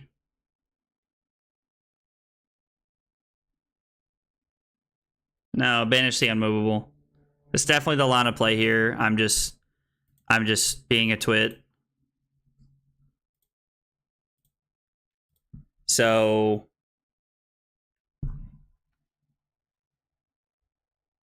yeah, so we're gonna get 2 cards out of Nick's hand, which means he's probably only gonna hammer us here. Like, there's nothing he can really do besides hammer for 6. Hammer for 6 is his best play when he has a 2-card hand. Activating Grasp was unnecessary unless I was just completely calling that he only had like reds in his hand. So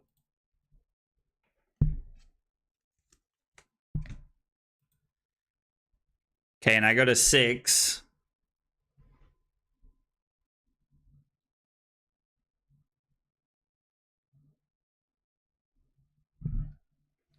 So sink below, banish Seeds of Agony, make a rune chant. Then we get to go seeds. So that's still only 3 arcane. And it's going to be 4 go again, which means Nick will pitch a card, give us a card, give us 2 cards, and then throw hammer. And then we'll go to 4, and then we'll go to 4 off of the hammer, and then we'll go to 3 off of Blood Debt.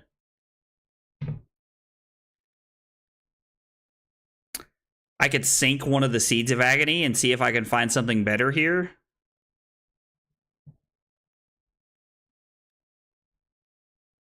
Actually, is that just incorrect? So I can banish Seeds of Agony, play Seeds of Agony, play Shadow Puppetry. You have a Shadow Actions. Can't you Vynnset to win here?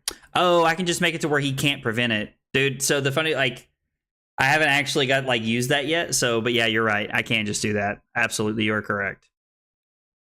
How does this read? Whenever you play a Shadow non-attack action card, you may pay a life if you do the next rune chain effect can't be prevented. And this says pay 1. You may pay 1 if you do prevent 1 arcane damage. Yeah, so yeah, absolutely. You're absolutely correct. Good call on that. So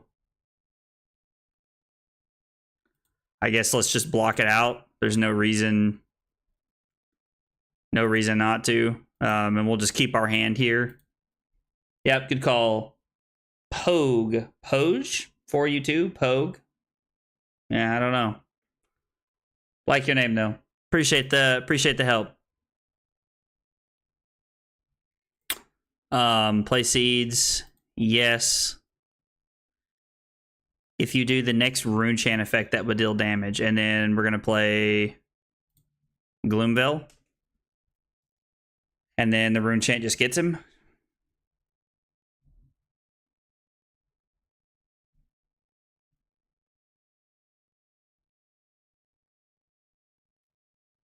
It's supposed to kill Nick here.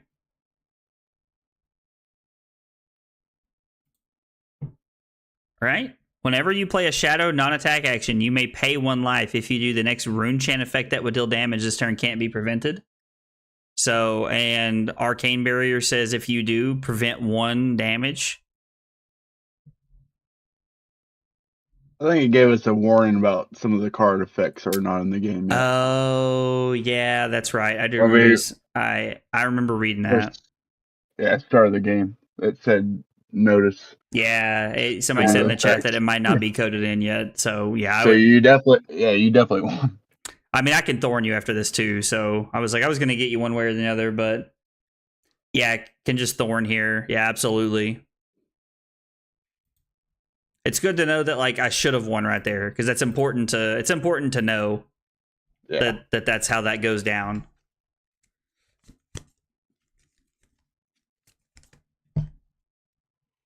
Let me give you a Reinhardt game. All right. I'll play one more. Let's see. Let me grab my deck link here. Private. And then let's find the Discord. All right, I just sent it to you in the Discord. You said you're going to play one more? Yeah. Cool. I like it.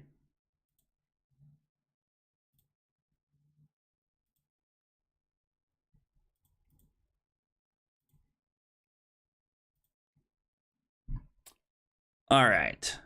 So against Rhinar, we still want Husk against Rhinar. Like, we can probably actually use the Quicken token from Swing Big to our advantage here. I don't think we want the unmovables. We probably want the Sink Belows here. And then what can we cut for Sink Belows? Like, I just have a feeling we should be on 60. But, like, I don't know. Like, I don't think there's anything wrong with playing over. Like, maybe we're cutting Ghostly Visit. Ghostly Visit. I don't want to cut any attacks. So the 60 cards that I have put together is 27 attacks and 33 non-attack actions. So I think we're going to cut a non-attack action if we're cutting anything. This card is actually really good. I wasn't big on it when I started the day, but it's really good. I don't know. I like it all. Let's just run 63. Like, worst case is we're just playing more cards than we need to be, so not the end of the world.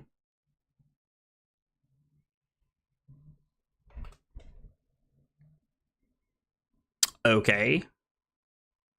I guess we're gonna banish in. I guess we're gonna banish Shadow Averser. So we banish Shadow Averser. We play Runeblood Incantation, and then we're gonna pass. So we're gonna take our setup turn and take a damage. And then we have a pretty good turn here, so we banish Phantom Wraith.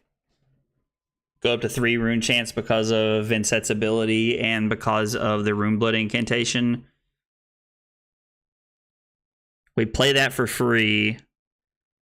We activate Spellbound Creepers playing Sting of Sorcery.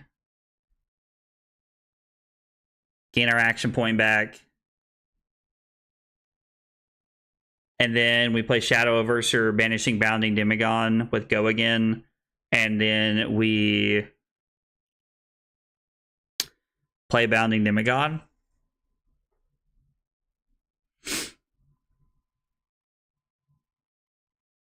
I don't think I'm gonna Husk this.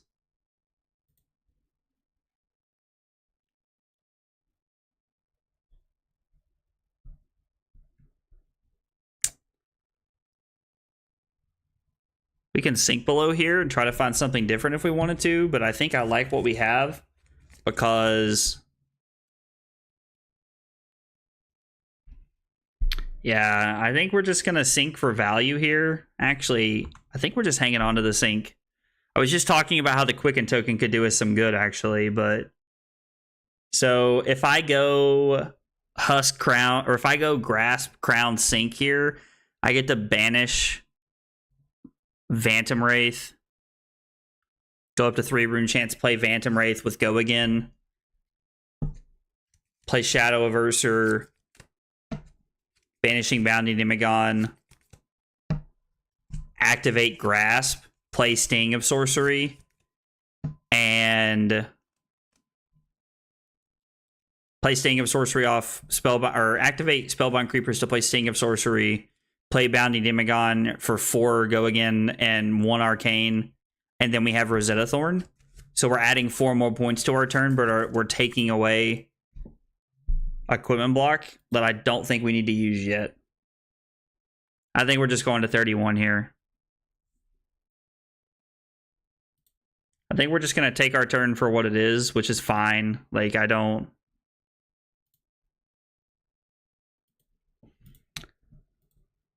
Nick not having Arcane makes me feel pretty safe about using Spellbind Creepers once.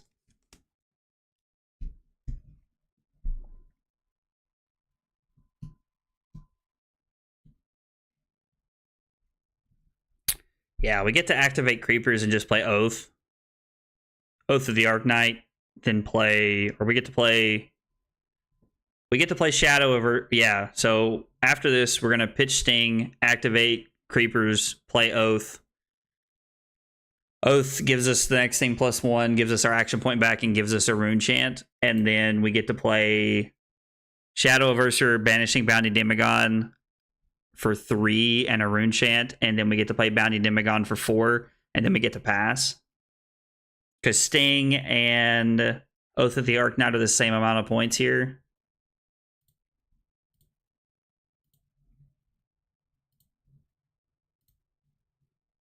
So 3 go again. Nick takes the rune chant.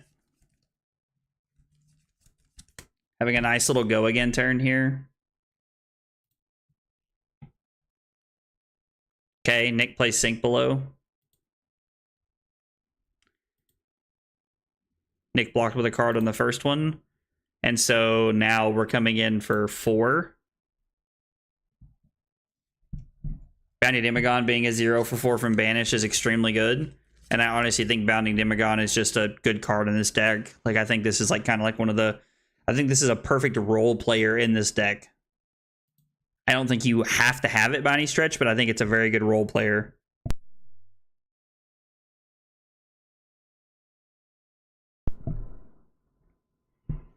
So this is for 6, and Nick still has go again. So he got a Deadly Delight, which he doesn't know.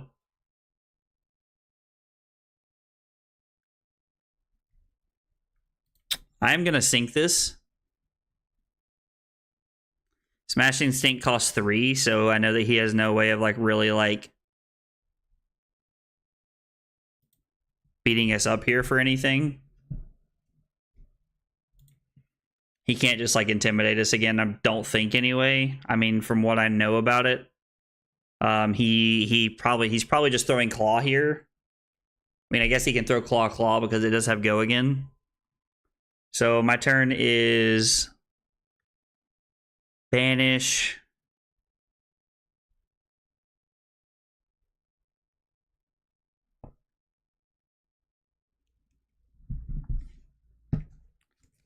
Banish, make 2 rune chants.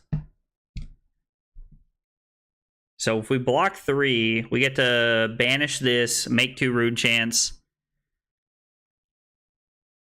Mauvrian Skies, play it, and Rosetta Thorn off pitching the incantation.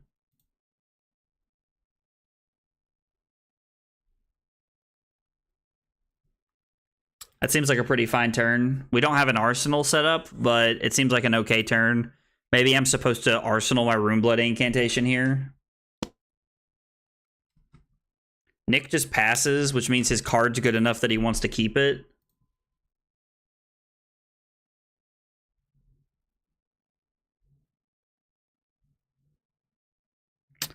So Mauvrian Skies gives this go again. Or my turn can just be play Runeblood Incantation and then play this. And I honestly don't think that's a bad line either, because Runeblood Incantation just makes our hands so much better. But we are taking off a few points this turn. We're taking 4 points off of our turn this turn to have a little bit of a setup. We still have all of our equipment. I think that's fine. I think we can have a setup turn.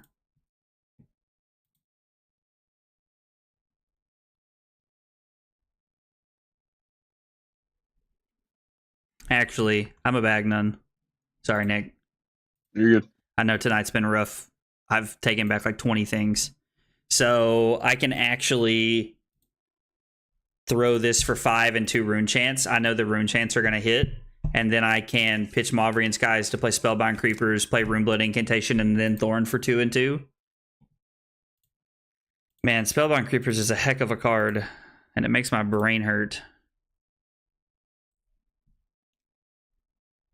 So we get to do everything here, like, which is exactly what I want. The only thing we don't do this turn is set up an arsenal, but beggars can't be choosers.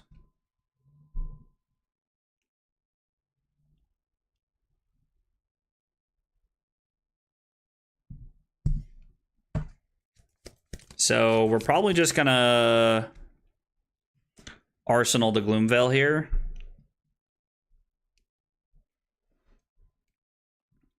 If I had to guess, we can block 5, banish that attack for 6 and 3 arcane, and then arsenal this. I think this is fine. Like, I don't think we're really missing anything here by doing it this way. I'm just going to take this 5 and see what Nick's last play is here.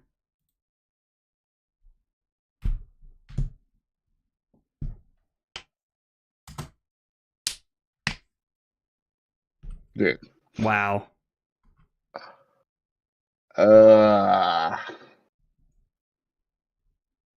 It happens so regularly on Talishar. Yeah, like it knows. It knows. I do not understand how it happens so regularly. Gamer. No, you're the gamer, brother. You're the gamer.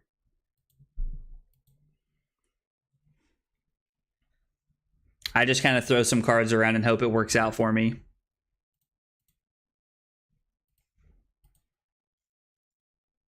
Probably why I lose so often.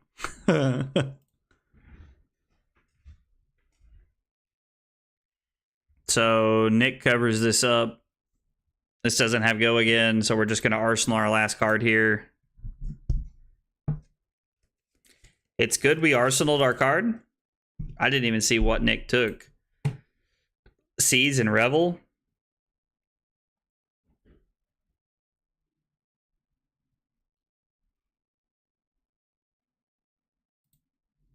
So Banish Seeds. Deck choice is hard. I'm actually getting ready for Nats. Deck choice is hard this meta. Dude, that's the whole reason I'm like playing this tonight, is to try and prepare for Nats. I don't know what I'm looking for if I do put that on the bottom.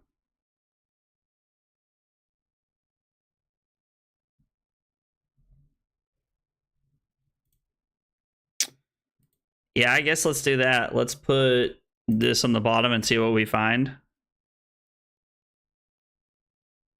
I think that's actually just a better card. I mean, I guess it's still 4 points either way, no matter how you look at it.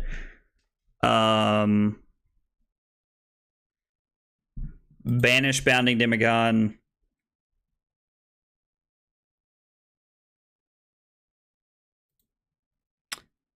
Seeds of Agony.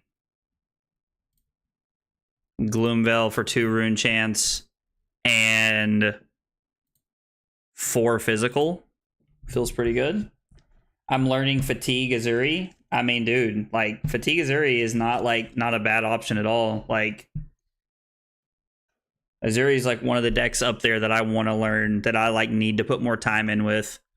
Vynnset's just like all of Vynnset's cards have been spoiled, and so I just couldn't help but like trying to like have chain copium tonight. So Revel into Bounding Demagon.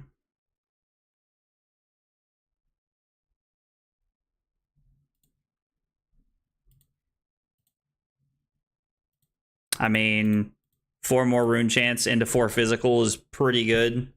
Now, could I have arsenaled the Revel to make sure that we could play 2 rune gate cards in a turn? Yeah, but I also just don't hate putting our foot on the gas. Like, we're like already here, so I don't like putting our foot on the gas is just better for us as it is anyway. Just makes our turn better here. I think Azuri is probably the best deck in our testing. I mean, Azuri's solid, dude. Like, if you all told me that you thought Azuri was the #1 deck in the metagame, I would not be surprised at all. Like, it would not surprise me. This definitely seems like a Husk turn. We're approaching that point to where like Husk, like Nick can like try to like clown me and get Husk out, but I think I'd rather just block with Husk up front and play it safe. He took a Mauvrion Skies, so let's work through our turn here. Banish Phantom Wraith, have 2 Rune Chants, play Mauvrion Skies, play Phantom Wraith, play Swarming Gloomveil, Rosetta Thorn, and we go to 15 to do it.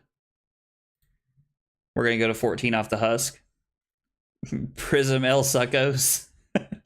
So I haven't even like really like tried to like wrap my head around what Prism is really trying to do yet. So I'm gonna be honest, I have no clue on how good and or bad she is, but I haven't heard anybody say anything really positive about Prism yet. So I mean, and it's also very possible that like James White was just terrified of giving us another busted illusionist. And we made 2 Rune Chants this turn, so this is for 4 go again.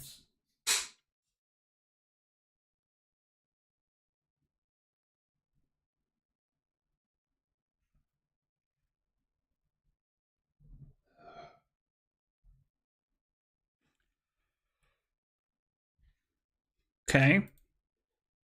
Nick takes 2 and goes to 5, and then we're going to put him to 1 with our Rosetta Thorn. She's trying to lose. That's what playing Prism feels like. That's hilarious. So, banish Shadow Averser.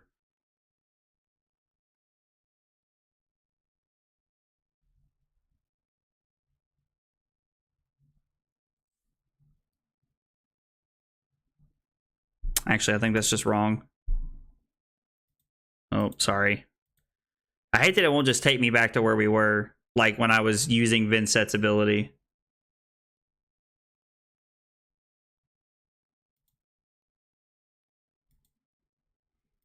Okay. Reset Talishar. So if we banish Seeds, we can go Shadow Puppetry. We can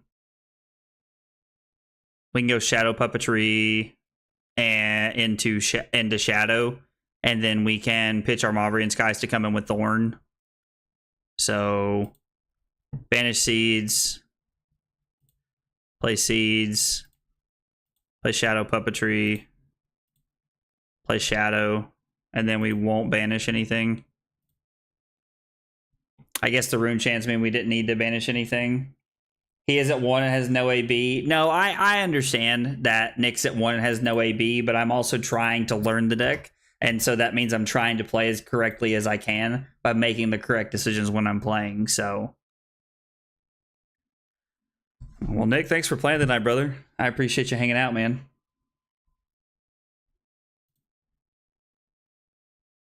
Thank you, man. Your games. Yeah, for sure, man. Yeah, that rolling that one back-to-back ones cost me for sure. Yeah, dude, that's tough. I hate that it does that to you when we play on friggin' Talishar all the time. It's so obnoxious to me.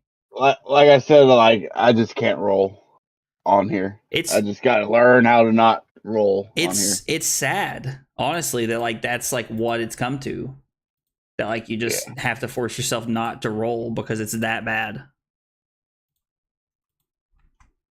All right, brother. I'll holler at you. All right, sounds good, man.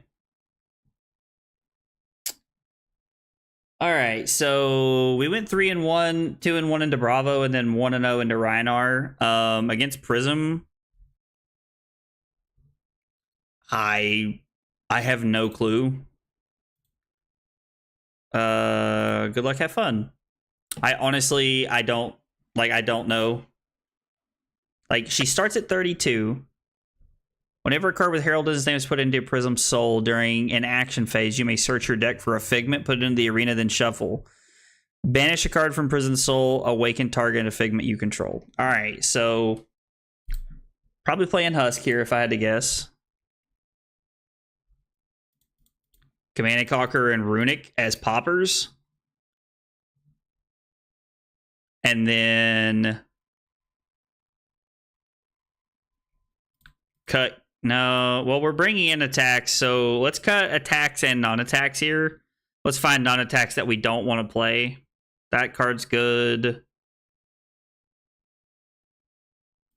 Let's cut seeds. I don't know. Let's just cut seeds and see what happens. Like, I don't have any idea what we're actually trying to accomplish here against this deck.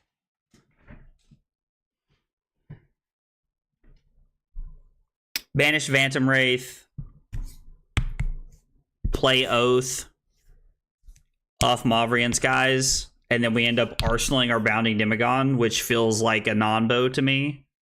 We could banish Bounding Demagon, pitch Phantom to activate Grasp. He's playing Iris. So the poppers are probably not going to be relevant.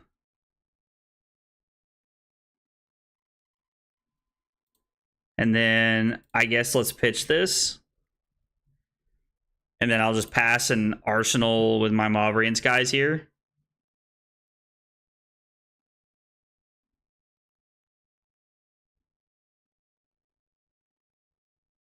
I don't know if he realizes that I can still attack the Genesis here, or if he just doesn't care.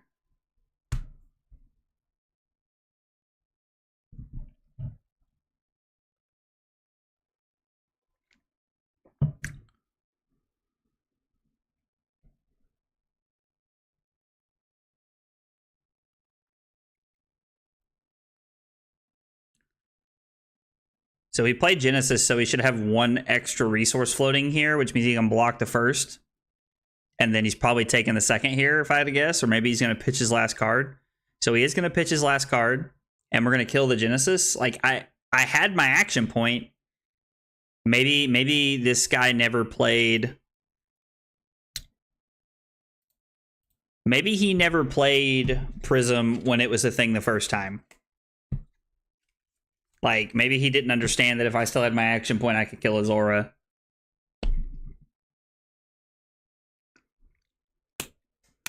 So, we're banishing Shadow Averser. We're going to go Mavrian Skies, Bounding Demagon, Shadow Puppetry, Shadow Averser.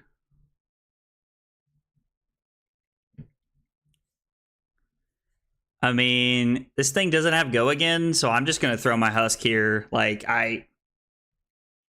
we had a popper. I just popped this thing, but I'm just going to throw Husk. Like, this is a very good hand and, like, really gives us an opportunity to take tempo here. What does this do? Put a card from your hand into your hero's soul. If it's a light card, draw a card. Okay, so there's a card in my opponent's soul and they draw a card. Banish a card from Prison Soul. Awaken target Figment you control. Just says flip it. I don't even know what the backsides of Figments look like. You may turn a card in any banish zone face down. I assume it means he's just going to like turn my Bounding Demagon face down so I can't play it. So that I get no value out of it.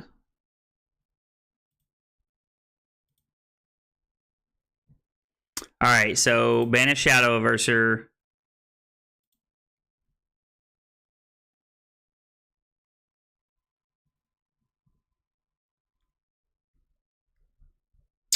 Play Mavrian Skies, play Bounding Demagon for 4 Go Again and 1 Rune Chant. So I don't think he did. I don't think he turned it upside down. Maybe this is one of the rules interactions that like isn't up to date. I don't know.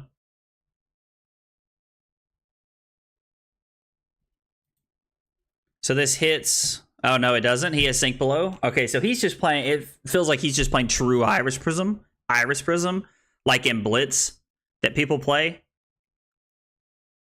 I mean, she starts at 32, so I feel like she has to be broken. Like, I know Taylor was talking about how she's not good, and I believe Taylor when it comes to, like, when he talks about what their team is testing and what they've come up with. But, I mean, like, if Prism starts at 32, she has to be good. No hero starts low that sucks. It doesn't make any sense. She's very, very bad. Okay, Taylor's confirming that she's very, very bad.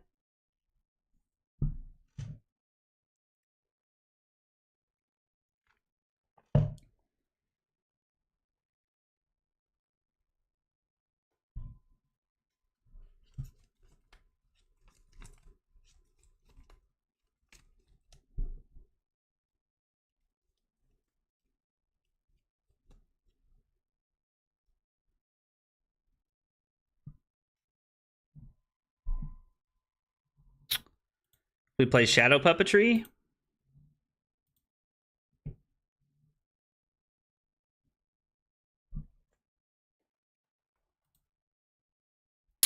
I'm not going to banish anything for my hand. I mean, maybe I was supposed to play Shadow Puppetry on the last one so that my Bounty Demagon was for 5. Riptide has less than 40. Okay, so Riptide has less than 40, but like I'm not saying that like it is in my opinion, and not everybody will agree with this. It is in my opinion that when a hero has less than 40 health, it is because they are better than other heroes that start at 40. Now, I think that because why would you give a hero a disadvantage if they didn't need it, if they were just worse than the rest of them, or if they weren't on the same power level? So just because Riptide starts at 40 and we haven't figured it out yet, I still think that there is a version of Riptide that is like probably cracked. And that's like how I pretty much feel about everything that's involved in that. So let's make a rune chant. I'm going to go ahead and play the Revel here. I'm just going to put as much pressure as I can on my opponent. It's probably better to just arsenal the Revel here. In fact, almost everything inside of me is telling me I should just arsenal the Revel. But I'm just going to like respect the crap out of this Prism and just see what happens. They're less than 40 because they can do damage on opponent's turn. I mean, that's also a good reason. Like that also makes sense. Like, I feel like Kano is a very strong hero, and he has the lowest starting life total of any hero in the game. Like, so I don't know. Like, maybe my opinion is unpopular, but it's pretty much how I've learned to evaluate the game. Like, things have certain drawbacks or disadvantages normally because they're better than other things.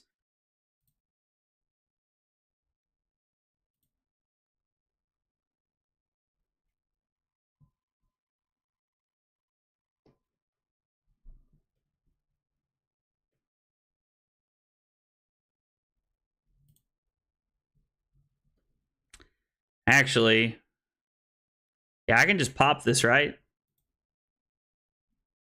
Nice. Nice.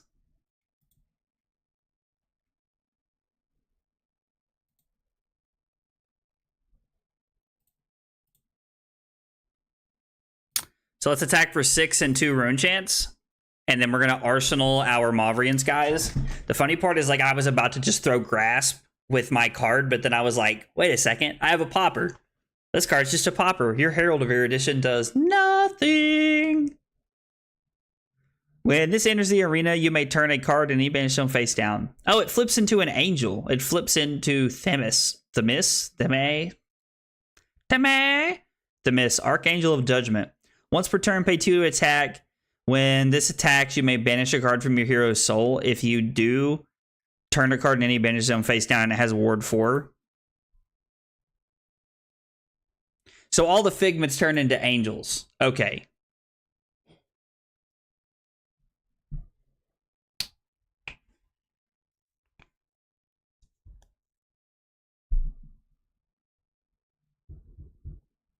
So my opponent, if they have a blue, they can banish a card. Or they can pay 2 to banish or to activate Prism and then use Tunic to make it happen. Alright, so this is not a great hand. So we got to figure out how we're going to make this work.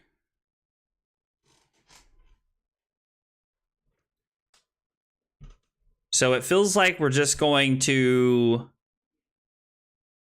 banish Deathly Delight.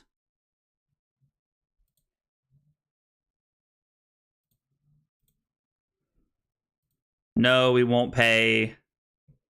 We do get to use Mauvrian Skies to give this go again, and then... So this feels pretty good. Pretty good. Pretty good. Alright, so 8 physical, 2 rune chants, and then we get to throw Thorn after this. Now, we are pitching 2 of our poppers, but there's quite a few poppers in our deck. Like, I'm pretty sure there's like 2... There's 2 natty 6 attacks in our deck, like 2 sets of them. So 6 automatically.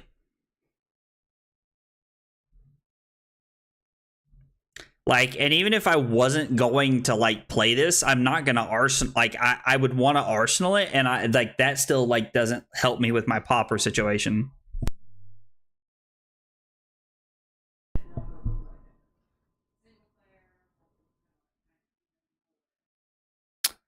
I mean, 8 physical on hit, make 2 more rune chance is like nothing to like scoff at. Like, we're putting a lot of pressure on our opponent. I'm honestly pretty curious to know if like I really like the art on Prism. Like, I always have. That's originally so like I originally played the first Prism when she was in CC before she hit LL because 1, she was broken, and 2, I like the art, and 3, she played on both sides of the turn cycle sometimes. I like decks in Flesh and Blood that historically play on both sides of the turn cycle.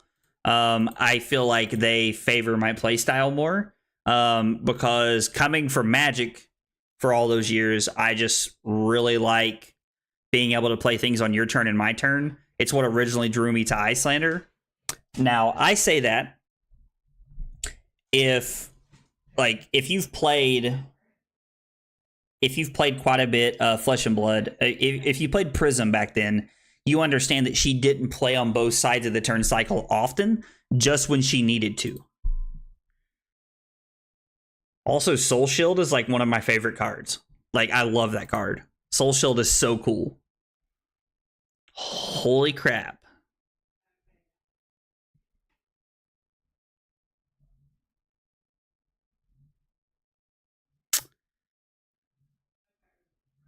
All right, so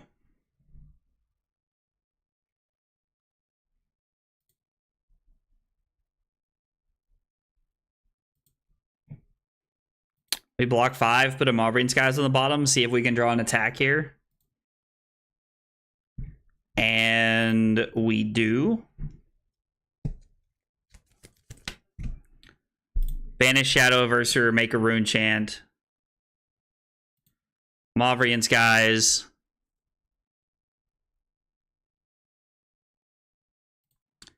Shadow of Ursur, we won't banish anything. This is for 2. On hit, make 2 rune chants, and 1 rune chant coming in this way. So my opponent takes 1. And then they'll probably give us a card here. Like, I don't know why they wouldn't give us a card here.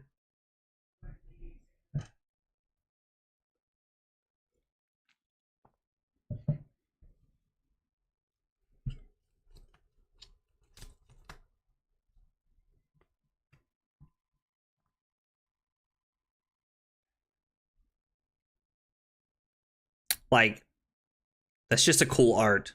I don't know. I think I just like the like yellow goldish color. And then we get to come in for 2/2 and 1 here. Crown of Providence really bailed us out that turn. We had 0 attacks in our hand. We had all non-attack hands. A hand that was all non-attack actions. And so Crown of Providence bailed us out by finding the Shadow of Ursur. Shadow of Ursur was not a card that like I started with. So for everybody who missed it at the beginning, I originally decided I was going to test Vynnset tonight because one of my buddies named Billy decided that he was going to put a Vynnset list together. And so I was like, cool, put it together. And like, you know, like, let's talk about it. Like, that sounds awesome. And so, eesh. And so he put it together and sent it to me. And like, I played a couple games. And then after a while, just kind of like I played a couple games. And so I changed a few things around to make it more of like my own style of play.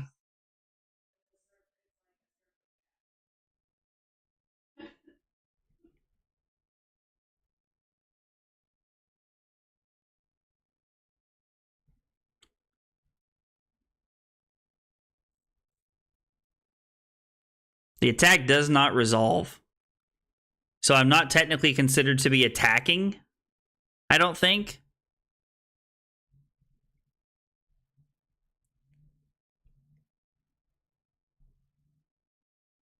I think that's how that works. Yeah, after finally figuring out how to play it on Talishar, it needs work. I mean, yeah, dude, that's not a shot against you or anything. Like, it's just, like building decks is, like it's not always the easiest thing in the world to do is build decks.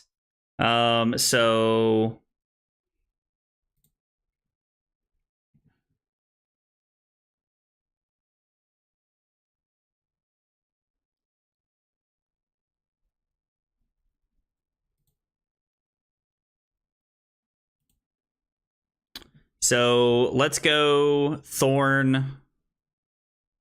And there might be somebody in the chat who's aware of this, but it's been so long I can't remember. If I sent one of my attacks at the Arclight Sentinel and then activated Spellbound Creepers, can I activate Spellbound Creepers? I don't think that I can, but does anybody know if I can or not? Because if I can, I'm curious.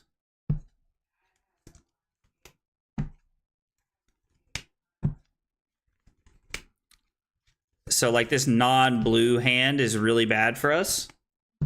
No, attack doesn't resolve. So that's what I thought when it said attack doesn't resolve. That's what I thought it meant. This is a really awkward hand.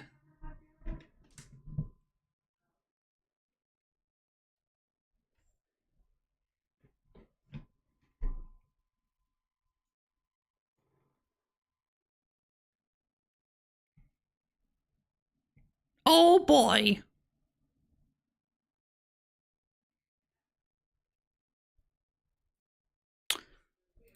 So, like, it's just 4. It doesn't, like, it's just a 2 for 4 permanent. Like, it doesn't actually, like, does it have Phantasm or is it just an ally?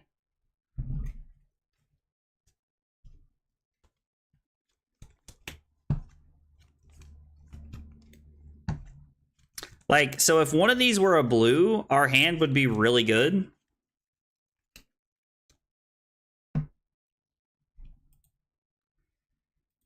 I honestly think we're like this hand is like really not good. I just want to save a popper for if they have one. No, their turn's just over after that. So if we banish Widespread Ruin, we make a Rune Chant, we pitch our other cards for Rune Chants.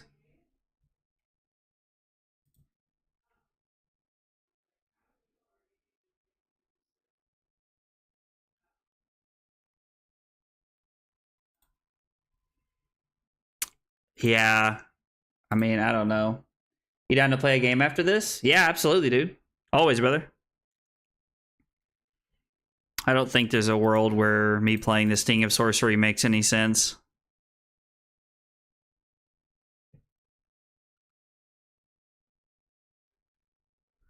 So if my opponent pitches 2 cards to block Rune Chants and then blocks with 2 cards from hand, they can Angel us.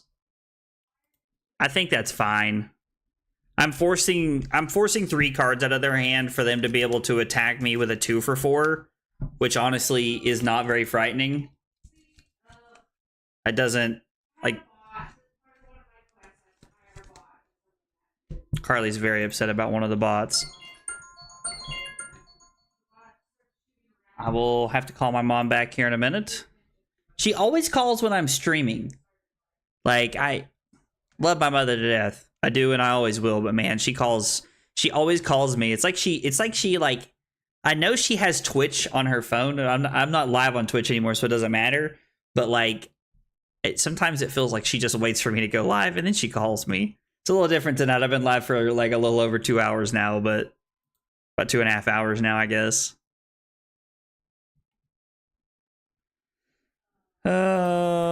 Let's go like that.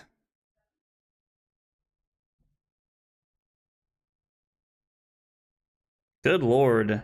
Like, we just see all of our blues early game or something, and now we can have no blues. Blues have gone by forever. Is that Ode to Wrath?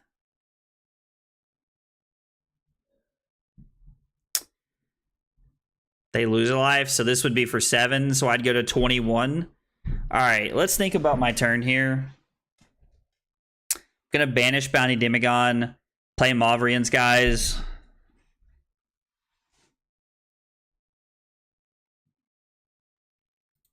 Four go again.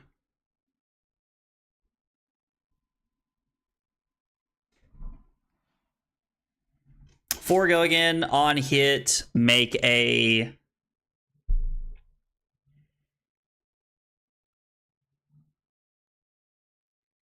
Four go again on hit, make 3 rune chance.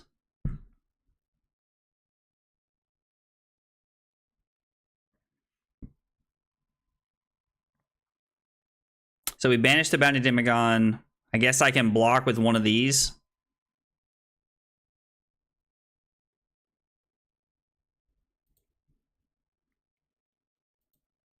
Save some life here. Banish, play, Thorn. That seems fine. Like, seems okay. I wish I'd had a popper there, but...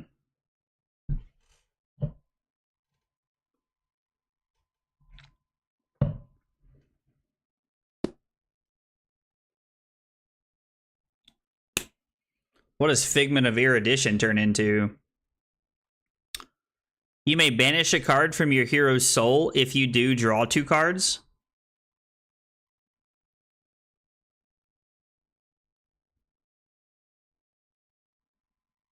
That's kind of cool. So, banish Demagon. Play Mauvrian Skies.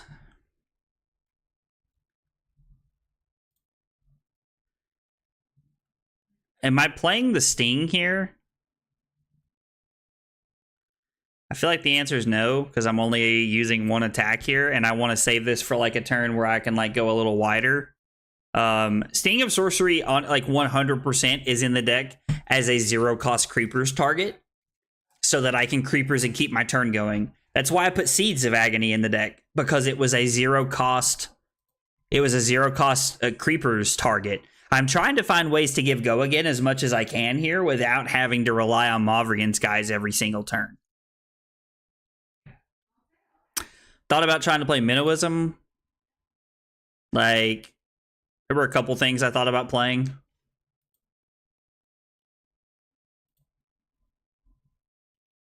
I'm probably better off to attack the Ode here. Play board control.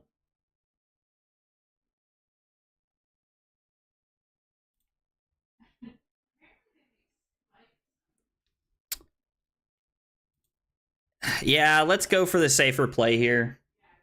Let's go for the safer play here, where we go 2 Arcane at them and then kill the Ode. Wait, what? No, the Arcane's supposed to happen, right?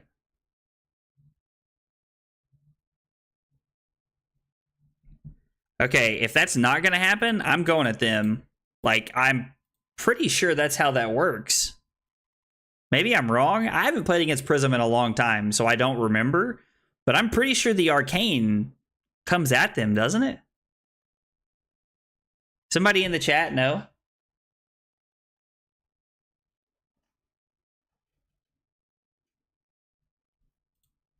Yeah, because the Arcane source was an option for me. When Soraya, Archangel of Erudition, attacks, you may banish a card from your hero's soul, and if you do, draw 2 cards. Okay.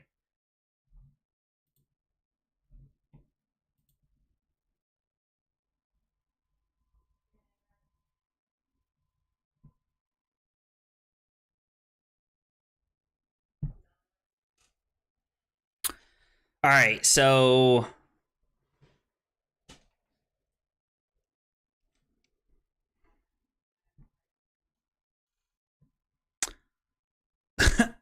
Banish Command and Conquer? That's a pretty weird thing to say.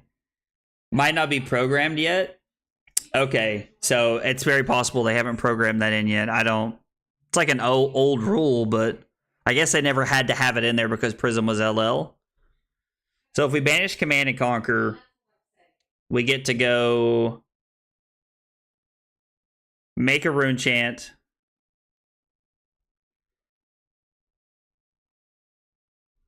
Wait. So hang on. Let me make sure I'm not having a stroke here. So Yeah, we banish Command and Conquer to make a rune chant. We play Sting of Sorcery here.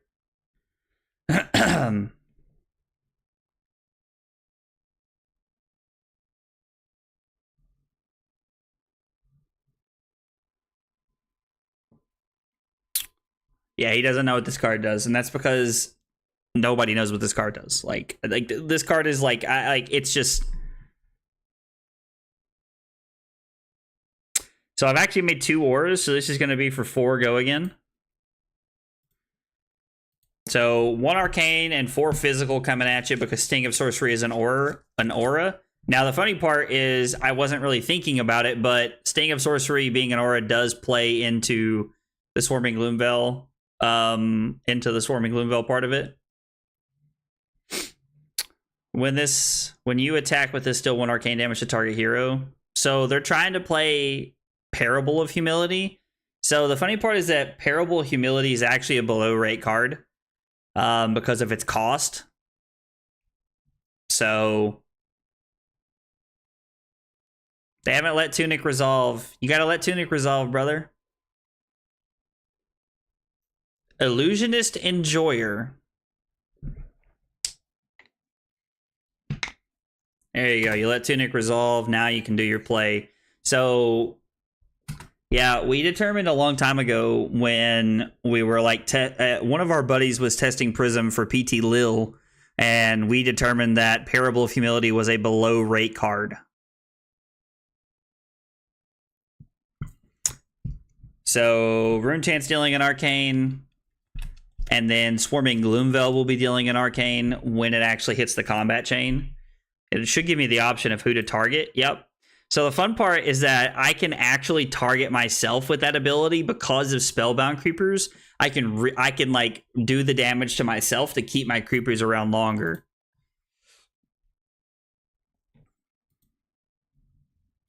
Okay, so playing Sink Below on something that doesn't need to be. Aaron didn't play Genesis at PT Lil. There's got to be a story behind that. I would really like to hear that story.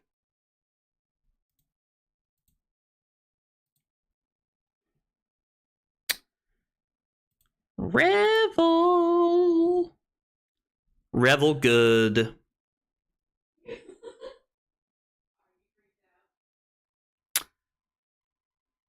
And then we get to throw this thing for $1 billion. It's for 5 rune chants and 5 physical. Bonk, bonk, bonk, bonk, bonk, bonk, bonk, bonk, bonk, bonk, bonk. He just thinks it's overrated. Simple as that. I mean, I guess that's fair. I'm not gonna lie. I was really hoping there was like a cooler story there, but I mean, I suppose that's fair. Like, if you think a card's not like good enough to make the cut, then it's not good enough to make the cut. Like, my opponent can block with Tunic and stay at 1 here.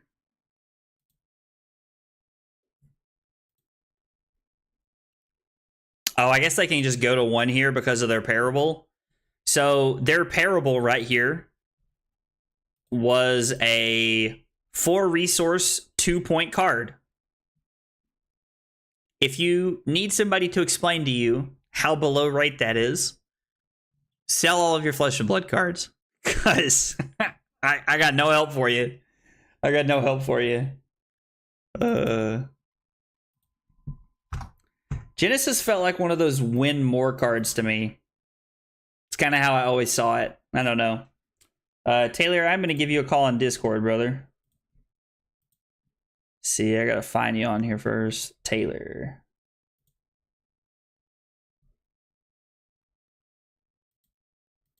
All right. I sent you a voice call. Or I'm calling you now, I guess. I don't know. Yo. Hey, what's up, dude? What's up, man? Yeah, I just want to play a quick little game. Be fun. Dude, let's do it. See what me and my team's been working on. Dude, I'm excited to see it. It's okay. You'll probably win though, but it'd be fun. You think I'll probably win? Have you been watching me play tonight? Well, are you like 5-1 or 4-1 or something? Yeah, but yeah. I just keep winning, and I hate it, man. It sucks. Don't you just hate it? We both know that result-oriented thinking can be a very scary thing to do. What? No. Ooh, Levia. Interesting. Yeah. All right, let's see. I don't know. I don't even know if I want sinks against you. I might just want the 60. Have you played against the new Levia? No. Okay, well then this is gonna be fun. Okay. We don't have Blasphemate yet, which kind of sucks on here. Once we get that, this is a turbo Blasphemate deck. All right. So I get Levia redeemed if needed though, which is cool. So let's banish this.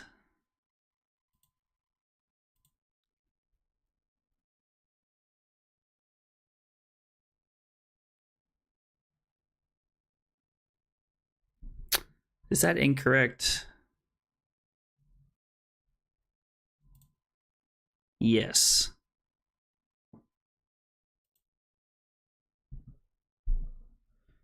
No.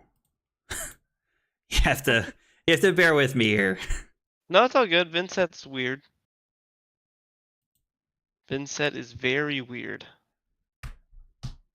I think it's more me not understanding how to play Flesh and Blood. I've been telling myself that for years. And then I'll arsenal my last card. So let's see what we can do here.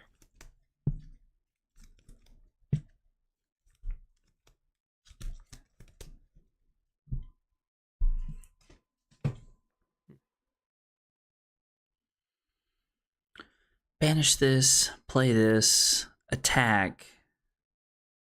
Creepers, play this, thorn you. That's pretty good. Yeah, we'll take 6. Ah, so your last card was an Artivore? Yeah.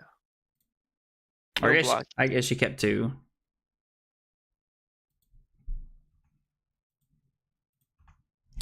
Yeah, let's take 6.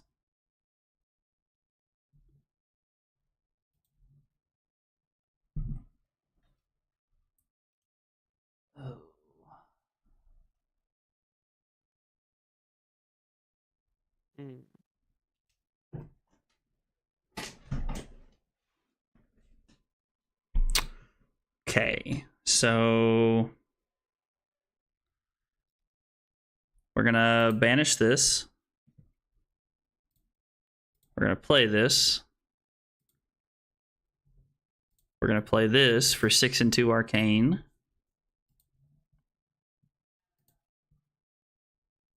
I'm sorry, 9 and 2 arcane. I always forget that thing gives +3. It's like the reason it costs 1, and I cannot remember that. I think Nimblism, but better. Yeah. We play Mauvrian Skies. Busted. We get to come in for 3 go again. On hit. Give ourselves 3 rune chance. Oh yeah. Oh yeah, hold on. Never mind. It's red Mauvrian? Oh, yeah, it's red. It's red, yeah. Oh, okay. Let me start with that. No, you're good. Dude, I've been undoing things all night. Because, like, I do things and then I'm like, oh yeah. Like, I need to do this. What do you have? AB1? Yeah. Oh, you're playing the new headpiece that, like, stops my turn. Dude, yeah, that card looks sweet. What does this thing do? Oh, it's just a 2 for 6 and it does damage equal blood debt -6. So you took 4 and then you're gonna take 2 more? Yep. This is brother. What's up? Dude, y'all always coming up with the spicy stuff, man. I love it. Oh well, like this is an OTK deck. Oh really? Yeah. I'll show you in a few minutes if I draw it. If I draw it, okay, sounds good. So I can take 6, go to 28, banish Widespread Ruin, activate Grasp, come in for 2 rune chance and Widespread Ruin, arsenal my best card. Or so that's 8 points and an arsenal, and I block nothing, so it's 8 points. That sucks. Or it's block 3, banish that, come in for 4, arsenal my last card. So all of it sucks. But it's 8 or 7. Well, my turn is. Sorry, man. I'm trying to. No, it's all good. Take your time. Yeah, banish that. So block here, banish Ghostly Visit, and then pitch that to come in with a Ghostly Visit, and then arsenal my last card. So I attack for 4 and block 3, which is 7, or I can just take 6 and attack for 8. Yeah, it's just okay. And try to hang on to Husk as long as humanly possible here.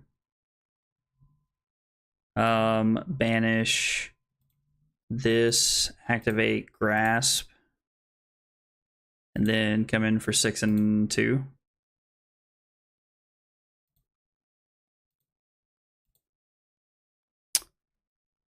I like this card a lot. It's cool. Oh, yeah. And so I gain a life, right? Is that what that says? Widespread Ruin says... Banish top card of the decks. Oh, gotcha. So you banish the Command and Conquer? Mm-hmm. Don't hate to see that. Another Art of War. Good lord. Yeah.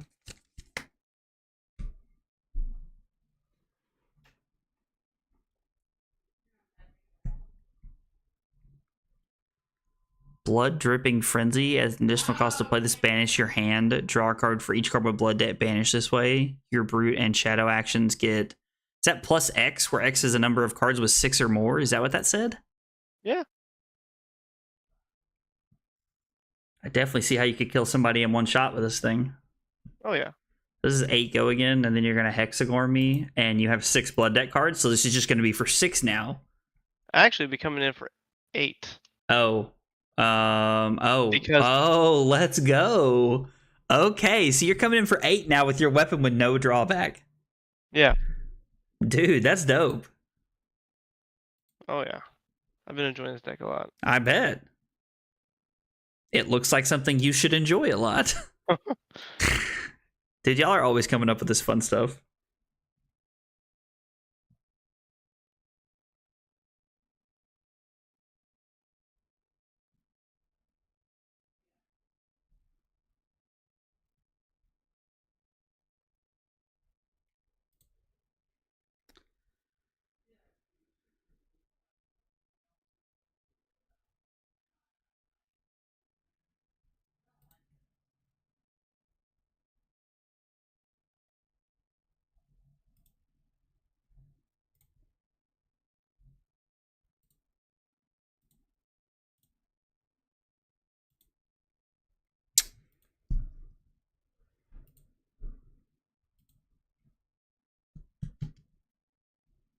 I like that this is for 8. Alright, so you go to 9. I gotta think about what to do here. Because, like, there's a really easy play, and then there's, like, a really fun play. Alright.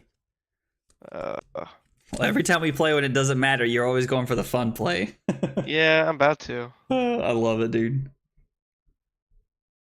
What does this say? You gain an action point or something like that? Yeah. Oh. Punished. This is just 9 dominate. Yeah, just 9 dominate. So let's look at my turn. Right now my turn is banish Shadow, play Shadow, banishing Ghostly Visit, play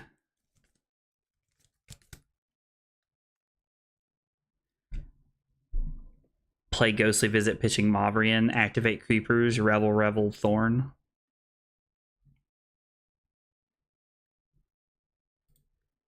Yeah, I'll just take 9 here. I don't think there's a reason to block anything. So banish this, play this, banish this. So 1 arcane and 2 physical would go again.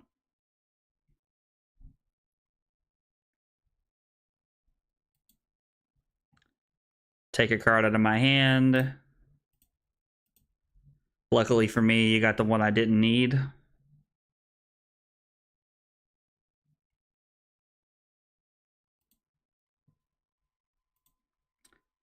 Play Revel. and then 2, 2, and 1.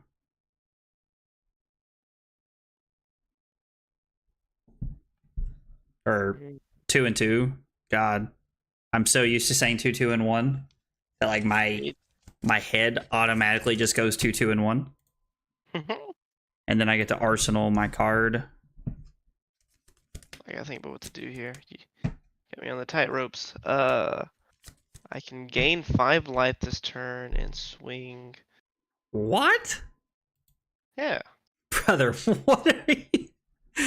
Oh my gosh. All right, so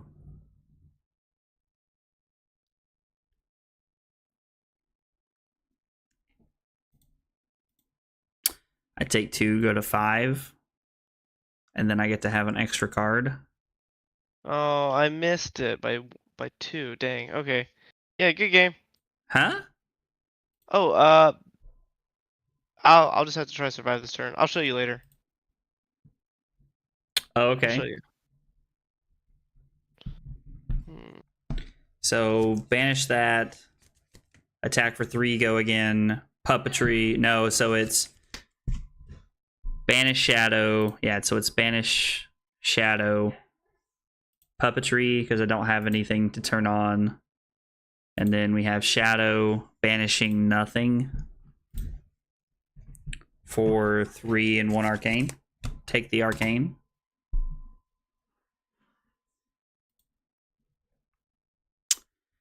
And then we played an attack and a non-attack, so Revel.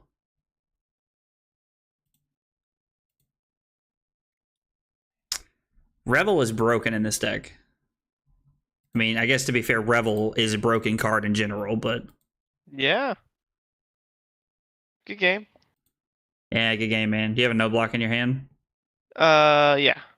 So what were you one off of? Oh, activating Levia to turn into Levia the Redeemed to have no blood debt for the rest of the game. Oh, that would have been cool. And then you gain 5 life from that position. Like because your life goes back up to 8. your life goes back up to 8. Oh, so you're saying so you become Levia redeemed. So your life total becomes 8 because you were like at 3 or something. So you gain 5 life. Ah, I'm following now. I have another build if you want to try. Yeah, that was sure. Really fun. It's my first time playing against Vynnset. Oh, cool. As Levia. Yeah, if you got another one, I'll make another. Yeah. I'll make another game. Yeah. Trying to think. We got. We're gonna try this one. This one's a little bit different. Copy. All right, I sent you the. Yeah, so technically that deck is called Turbo Blasphemous because your goal is to actually get your life total down to 13 as quickly as possible. Oh, so that's why you're calling it Turbo? Yeah, it's actually like a really fast turbo deck. Okay, that's cool. Yeah. I mean, again, I think we'll just run the 60 that we have. So I'm mostly just running the 60 I have into people going, you know what? Like, I don't really know what's working and what's not. So I'm just gonna.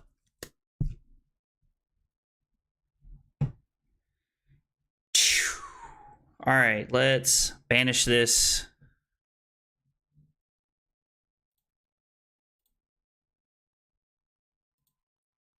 And then we'll arsenal this and pass.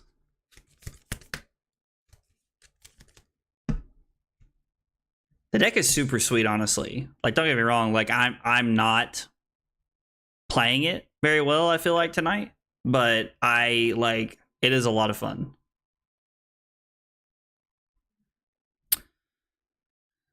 There you go. Did you just... Oh, no, I had to do something. My hand was unplayable.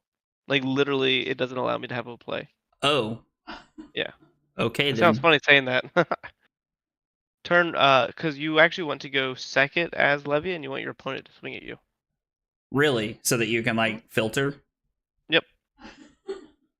Because once the game starts rolling, she works really well, but until then. Okay. So let's go seeds. No. We'll go puppetry. Don't pay. And then 3 arcane and 4 physical. Should do that. This thing has AB1 and banish this. Target 3 action cards with different names in your banish zone. Choose one at random, and you get to play that one this turn. Yep. Okay.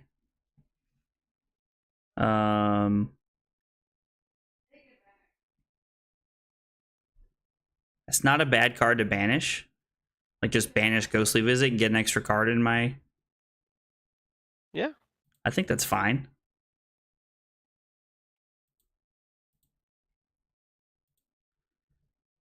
I'm probably still leaving it there for a later turn, I think. I agree. I think I'm just supposed to throw Thorn at you and the Rune Chant. I guess if it were more points, I would consider it, but it seems incorrect considering Thorn is exactly the same. I love that you're playing Rouse and Levia, dude. That's awesome. Oh yeah. Listen, if you manage to break Levia, if you manage to break anything playing Rouse, I'm in. I'm trying, buddy. I'm trying. Like, that's it. I'm in. There are no questions for me. Oh, we can do this for that. Have that. Okay. The old quad attack hand, huh?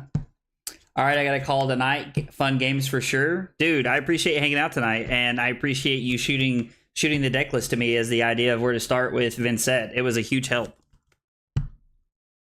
Does this do anything, or is it just 6? 6. Looks like it's just 6. I guess let's just block 6. Right? Yeah. Yeah, the way my hand lines up, I think that's going to be... And Graveling Growl is just a 1 for 6, so I'll go to 32 off of that.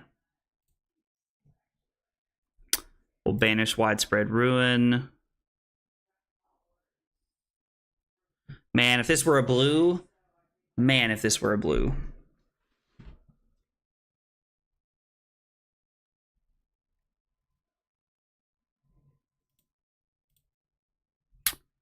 No, I won't pay, and then I will throw the Widespread Ruin at you for 9 and 2 Rune Chance. Yeah, dude, the Envelop in Darkness card is really good. And I'm going to be honest, when I started playing the deck, I did not think it was that good. It did not impress me very much, but I've been playing it, and it seems insanely good. I was a big fan of that in our deck. Yeah, this feels like a no blocking hand. This is a pretty good hand here.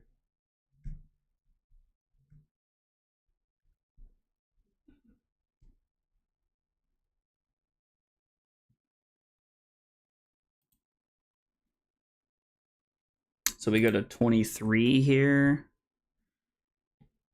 We're going to banish the Phantom Wraith for sure. And then...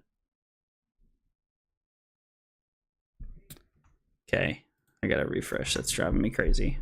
Does your screen, when you play Talishore, does it do that to you? Do you get cards that just like their pictures randomly get stuck on the screen? No. I only play in Legacy mode, so I don't have any. Oh, gotcha. Okay. I'm one of those boomers. I'm one of those boomers. Oh yeah. So Pitch Sting, activate Grasp, attack with Phantom Wraith for 2 Rune Chance and 4 Pitch Oath, activate Spellbound Creepers, play Mauvrion, play Ghostly Visit, Thorn you. Okay.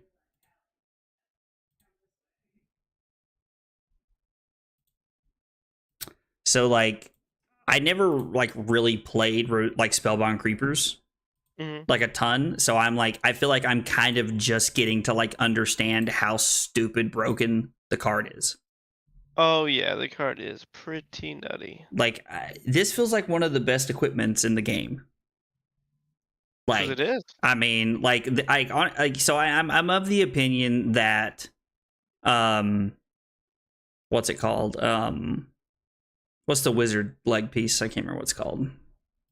Stormstriders.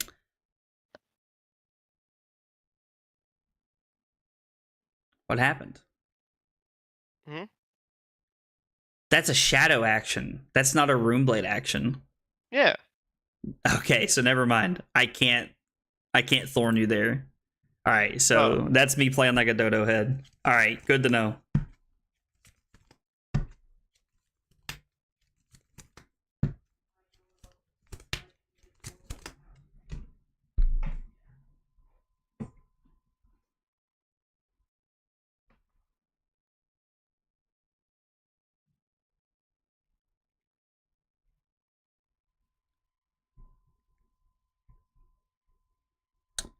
So I just dropped all my cards. Crap. Oh well. So let's see here. Banish Void Wraith. Activate Grasp. Mauvrian Skies. Void Wraith for, or not Void Wraith, Phantom Wraith for 6, 2 Rune Chance, and then Thorn. Or if I do block 8 and get the Quicken token. Sorry, I'm trying to figure out my turn. No, it's all good. Oh, they fixed Levia. What do you mean? Starting in the next hour, Levia will actually be fully functional. The Levia redeemed or blasphemy consumed. Oh, that's cool. Or it's banish this, play Mauvrian's Guys, attack with Bounding Demigod for 4 on hit, make 2 Rune Chance, and then I can attack for 6. So that's a 10-point turn versus a 12-point turn.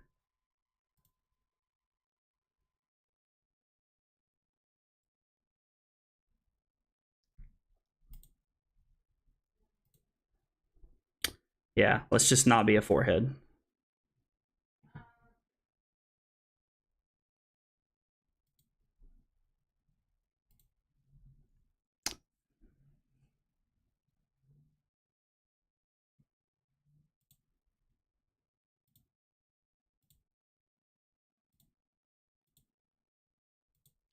That's a yellow Mauvrian. Do I not have AB? That's interesting. No, you haven't had AB all game. I was a little curious when you didn't flip it. Oh no, Spoiled Skull has AB though. That's what I was talking about. Huh. Wait, what? Oh, it does have AB. Huh, interesting. It's not registering as AB. Well, that sucks. I'm sorry, dude. No, it's okay.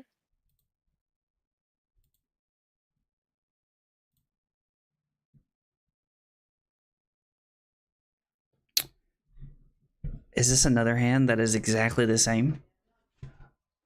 Like, is this... This is the exact same hand I just had. I have to write that down. I know what you're going to do. Sweet. You do know what I'm going to do. Take 6 and serve 12? Oh, I'll go to 1. I'll ball. I like it. Right? Am I crazy? Like, because, like, banish this, make a rune chant, play that, do that, and then thorn you again? I mean, yeah, like, I guess we're just going to keep playing it if we're going to keep drawing it.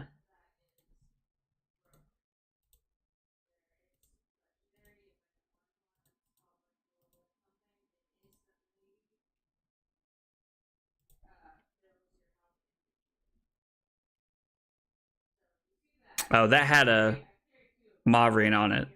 That's fine. Okay, if you want to block. My hand doesn't block well. Okay.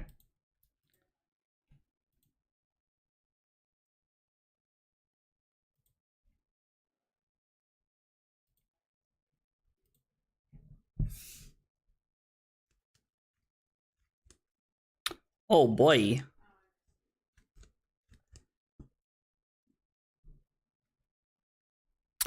So banish this. What does Graveling Growl say? If you banish a card. Okay, so that doesn't save you from dying to Blood Debt, though? Yeah.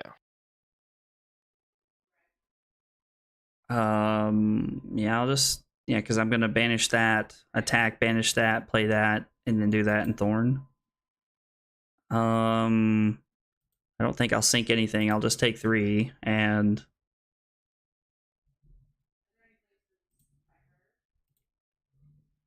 Okay. Oh, wait. I meant to say yes. Oh. Well, I'll hit undo. Should let you undo it. Hold on, where's undo at? Just hit you, I'm pretty sure. Okay, here we go. Sorry. So block here so I don't die. Yeah.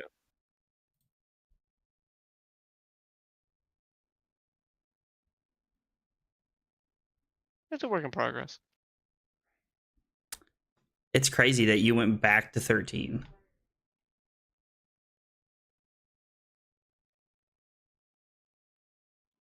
Once each turn, you may play a card with Blood Debt from your banish zone. Whenever a card is put into your banish zone, turn it face down.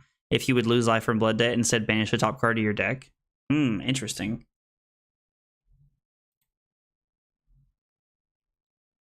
That turn's a lot worse considering that I...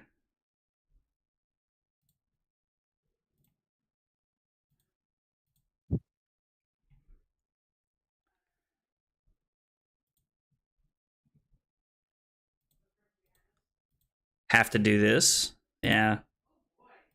Like, because I'm at 3 and you get to just, like, have a 4-card hand, which is crazy. Oh, buddy, it's a lot more than 4-card hand. Hold on, I'm gonna send you the screenshot. I guess you have 15-card hand that you can play with here. Hold on, I have to send you the screenshot right now. Hold on. Check Discord. Hold on, this is so funny looking. Oh my gosh. I Oh can't wait my to god, see this. my eyes are bleeding. Oh my gosh, is that your screen? Yes. Pick a card. Pick any card. Bro, Seriously. that is wild. Seriously, just pick a card. Dude, that is... What? And you can just play one of those? Yeah. Wow. That's pretty cool. Alright, so 7 go again.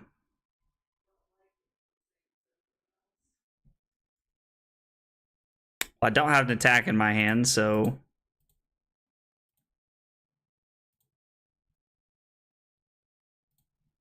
And then I die to this. Boo. Nice. That was fun, dude. I totally thought you were dead right there at the end. Yeah, Blasphemous is a great, insane card. It was really good right there. Yeah, that's actually what, so right now, me and the team are testing 3 decks. Okay. Fatigue Uzuri. Okay. Hyper Aggro Levia for Nats. And Dromai. Yeah.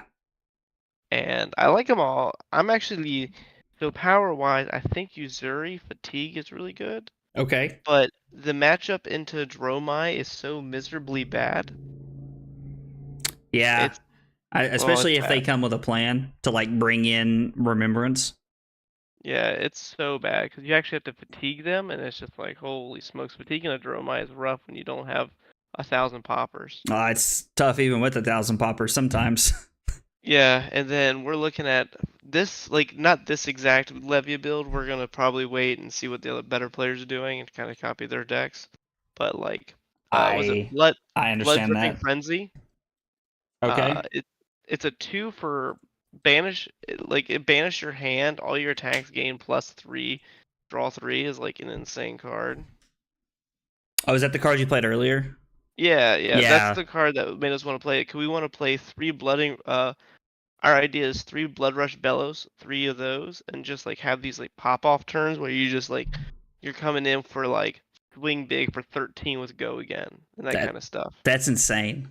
Yeah, so that's what we're currently working on as a team. But so yeah, it's been fun stuff. I don't know what y'all are working on for Nats, but so my three heroes that I'm really focused on right now is Vynnset, Uzuri, and Dromai. Really, no Bravo in there. So I like Bravo. Honestly, that's those are the 3 heroes that I've picked to really be on top of. There were people on the team who are testing Bravo to see what it's worth and how it looks, but Starstruck card looks sweet. I'm not saying Bravo's out, but I'm trying really hard to learn Azuri, Dromai, and Vynnset because I know Bravo and I can pick it up quicker. Yeah. Like if we decide that Bravo's the thing that we're going to play 2 weeks before Nats, I can just do nothing but grind Bravo games and be prepared for that. But like I need to learn Vynnset. Like I don't have a lot of experience on Dromai or Azuri. So it's just like these things that I'm trying to like teach myself and pick up that I need to learn more. Yeah, I can send you my personal user list if you want. It's it's wild. Okay. Yeah, dude. Absolutely. That'd be cool. Just gonna give you a heads up though. When you look at it, just be aware that games are gonna take a while. I mean, I just came from playing Oldham, so. I actually think that this deck might take longer than Oldham. Oh God, that's terrifying. I'm playing like Nourishing Emptiness in the main board just because it's a 2-for-6 that blocks 3. That's when you're telling me that you're playing Nourishing Emptiness because it says block 3. I am terrified to look at what you're about to send me. Yeah, the only 2 blocks in the deck are 2 Codexes and 2 Death Touches.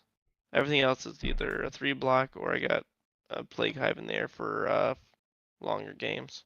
And I assume you're playing all the defense reactions? Main board, yeah. Yeah, that seems accurate. To make more room for fun sideboard cards. Well. But yeah. I'm intrigued to see it then. Yeah, I just sent it your way. Message me if you have any questions regarding it, because it's a deck. Something tells me I'll have a lot of questions, dude. Yeah. There's a 1, 2, 3, 4, 5, 6. There are 6 2-ofs in the main board, so it looks funky when looking at it. Interesting. Yeah. What are you playing the Plague Hive into? Everything. Just everything? Yeah. Like if because like my usual hand will be able to like block 9 if I want to, and then just swing dagger with the Plague Hive effect is fine enough for me. Okay, that's pretty cool. I think this deck's really good into everything but like Fi.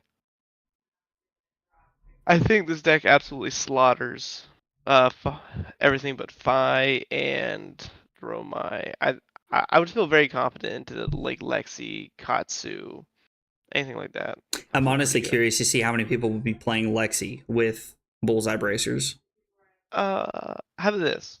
We play tested, me and Aaron play tested 9 games a couple nights ago. 3 Prism, 3 Vynnset, 3 Levias into Lexi, and Lexi went undefeated on the night.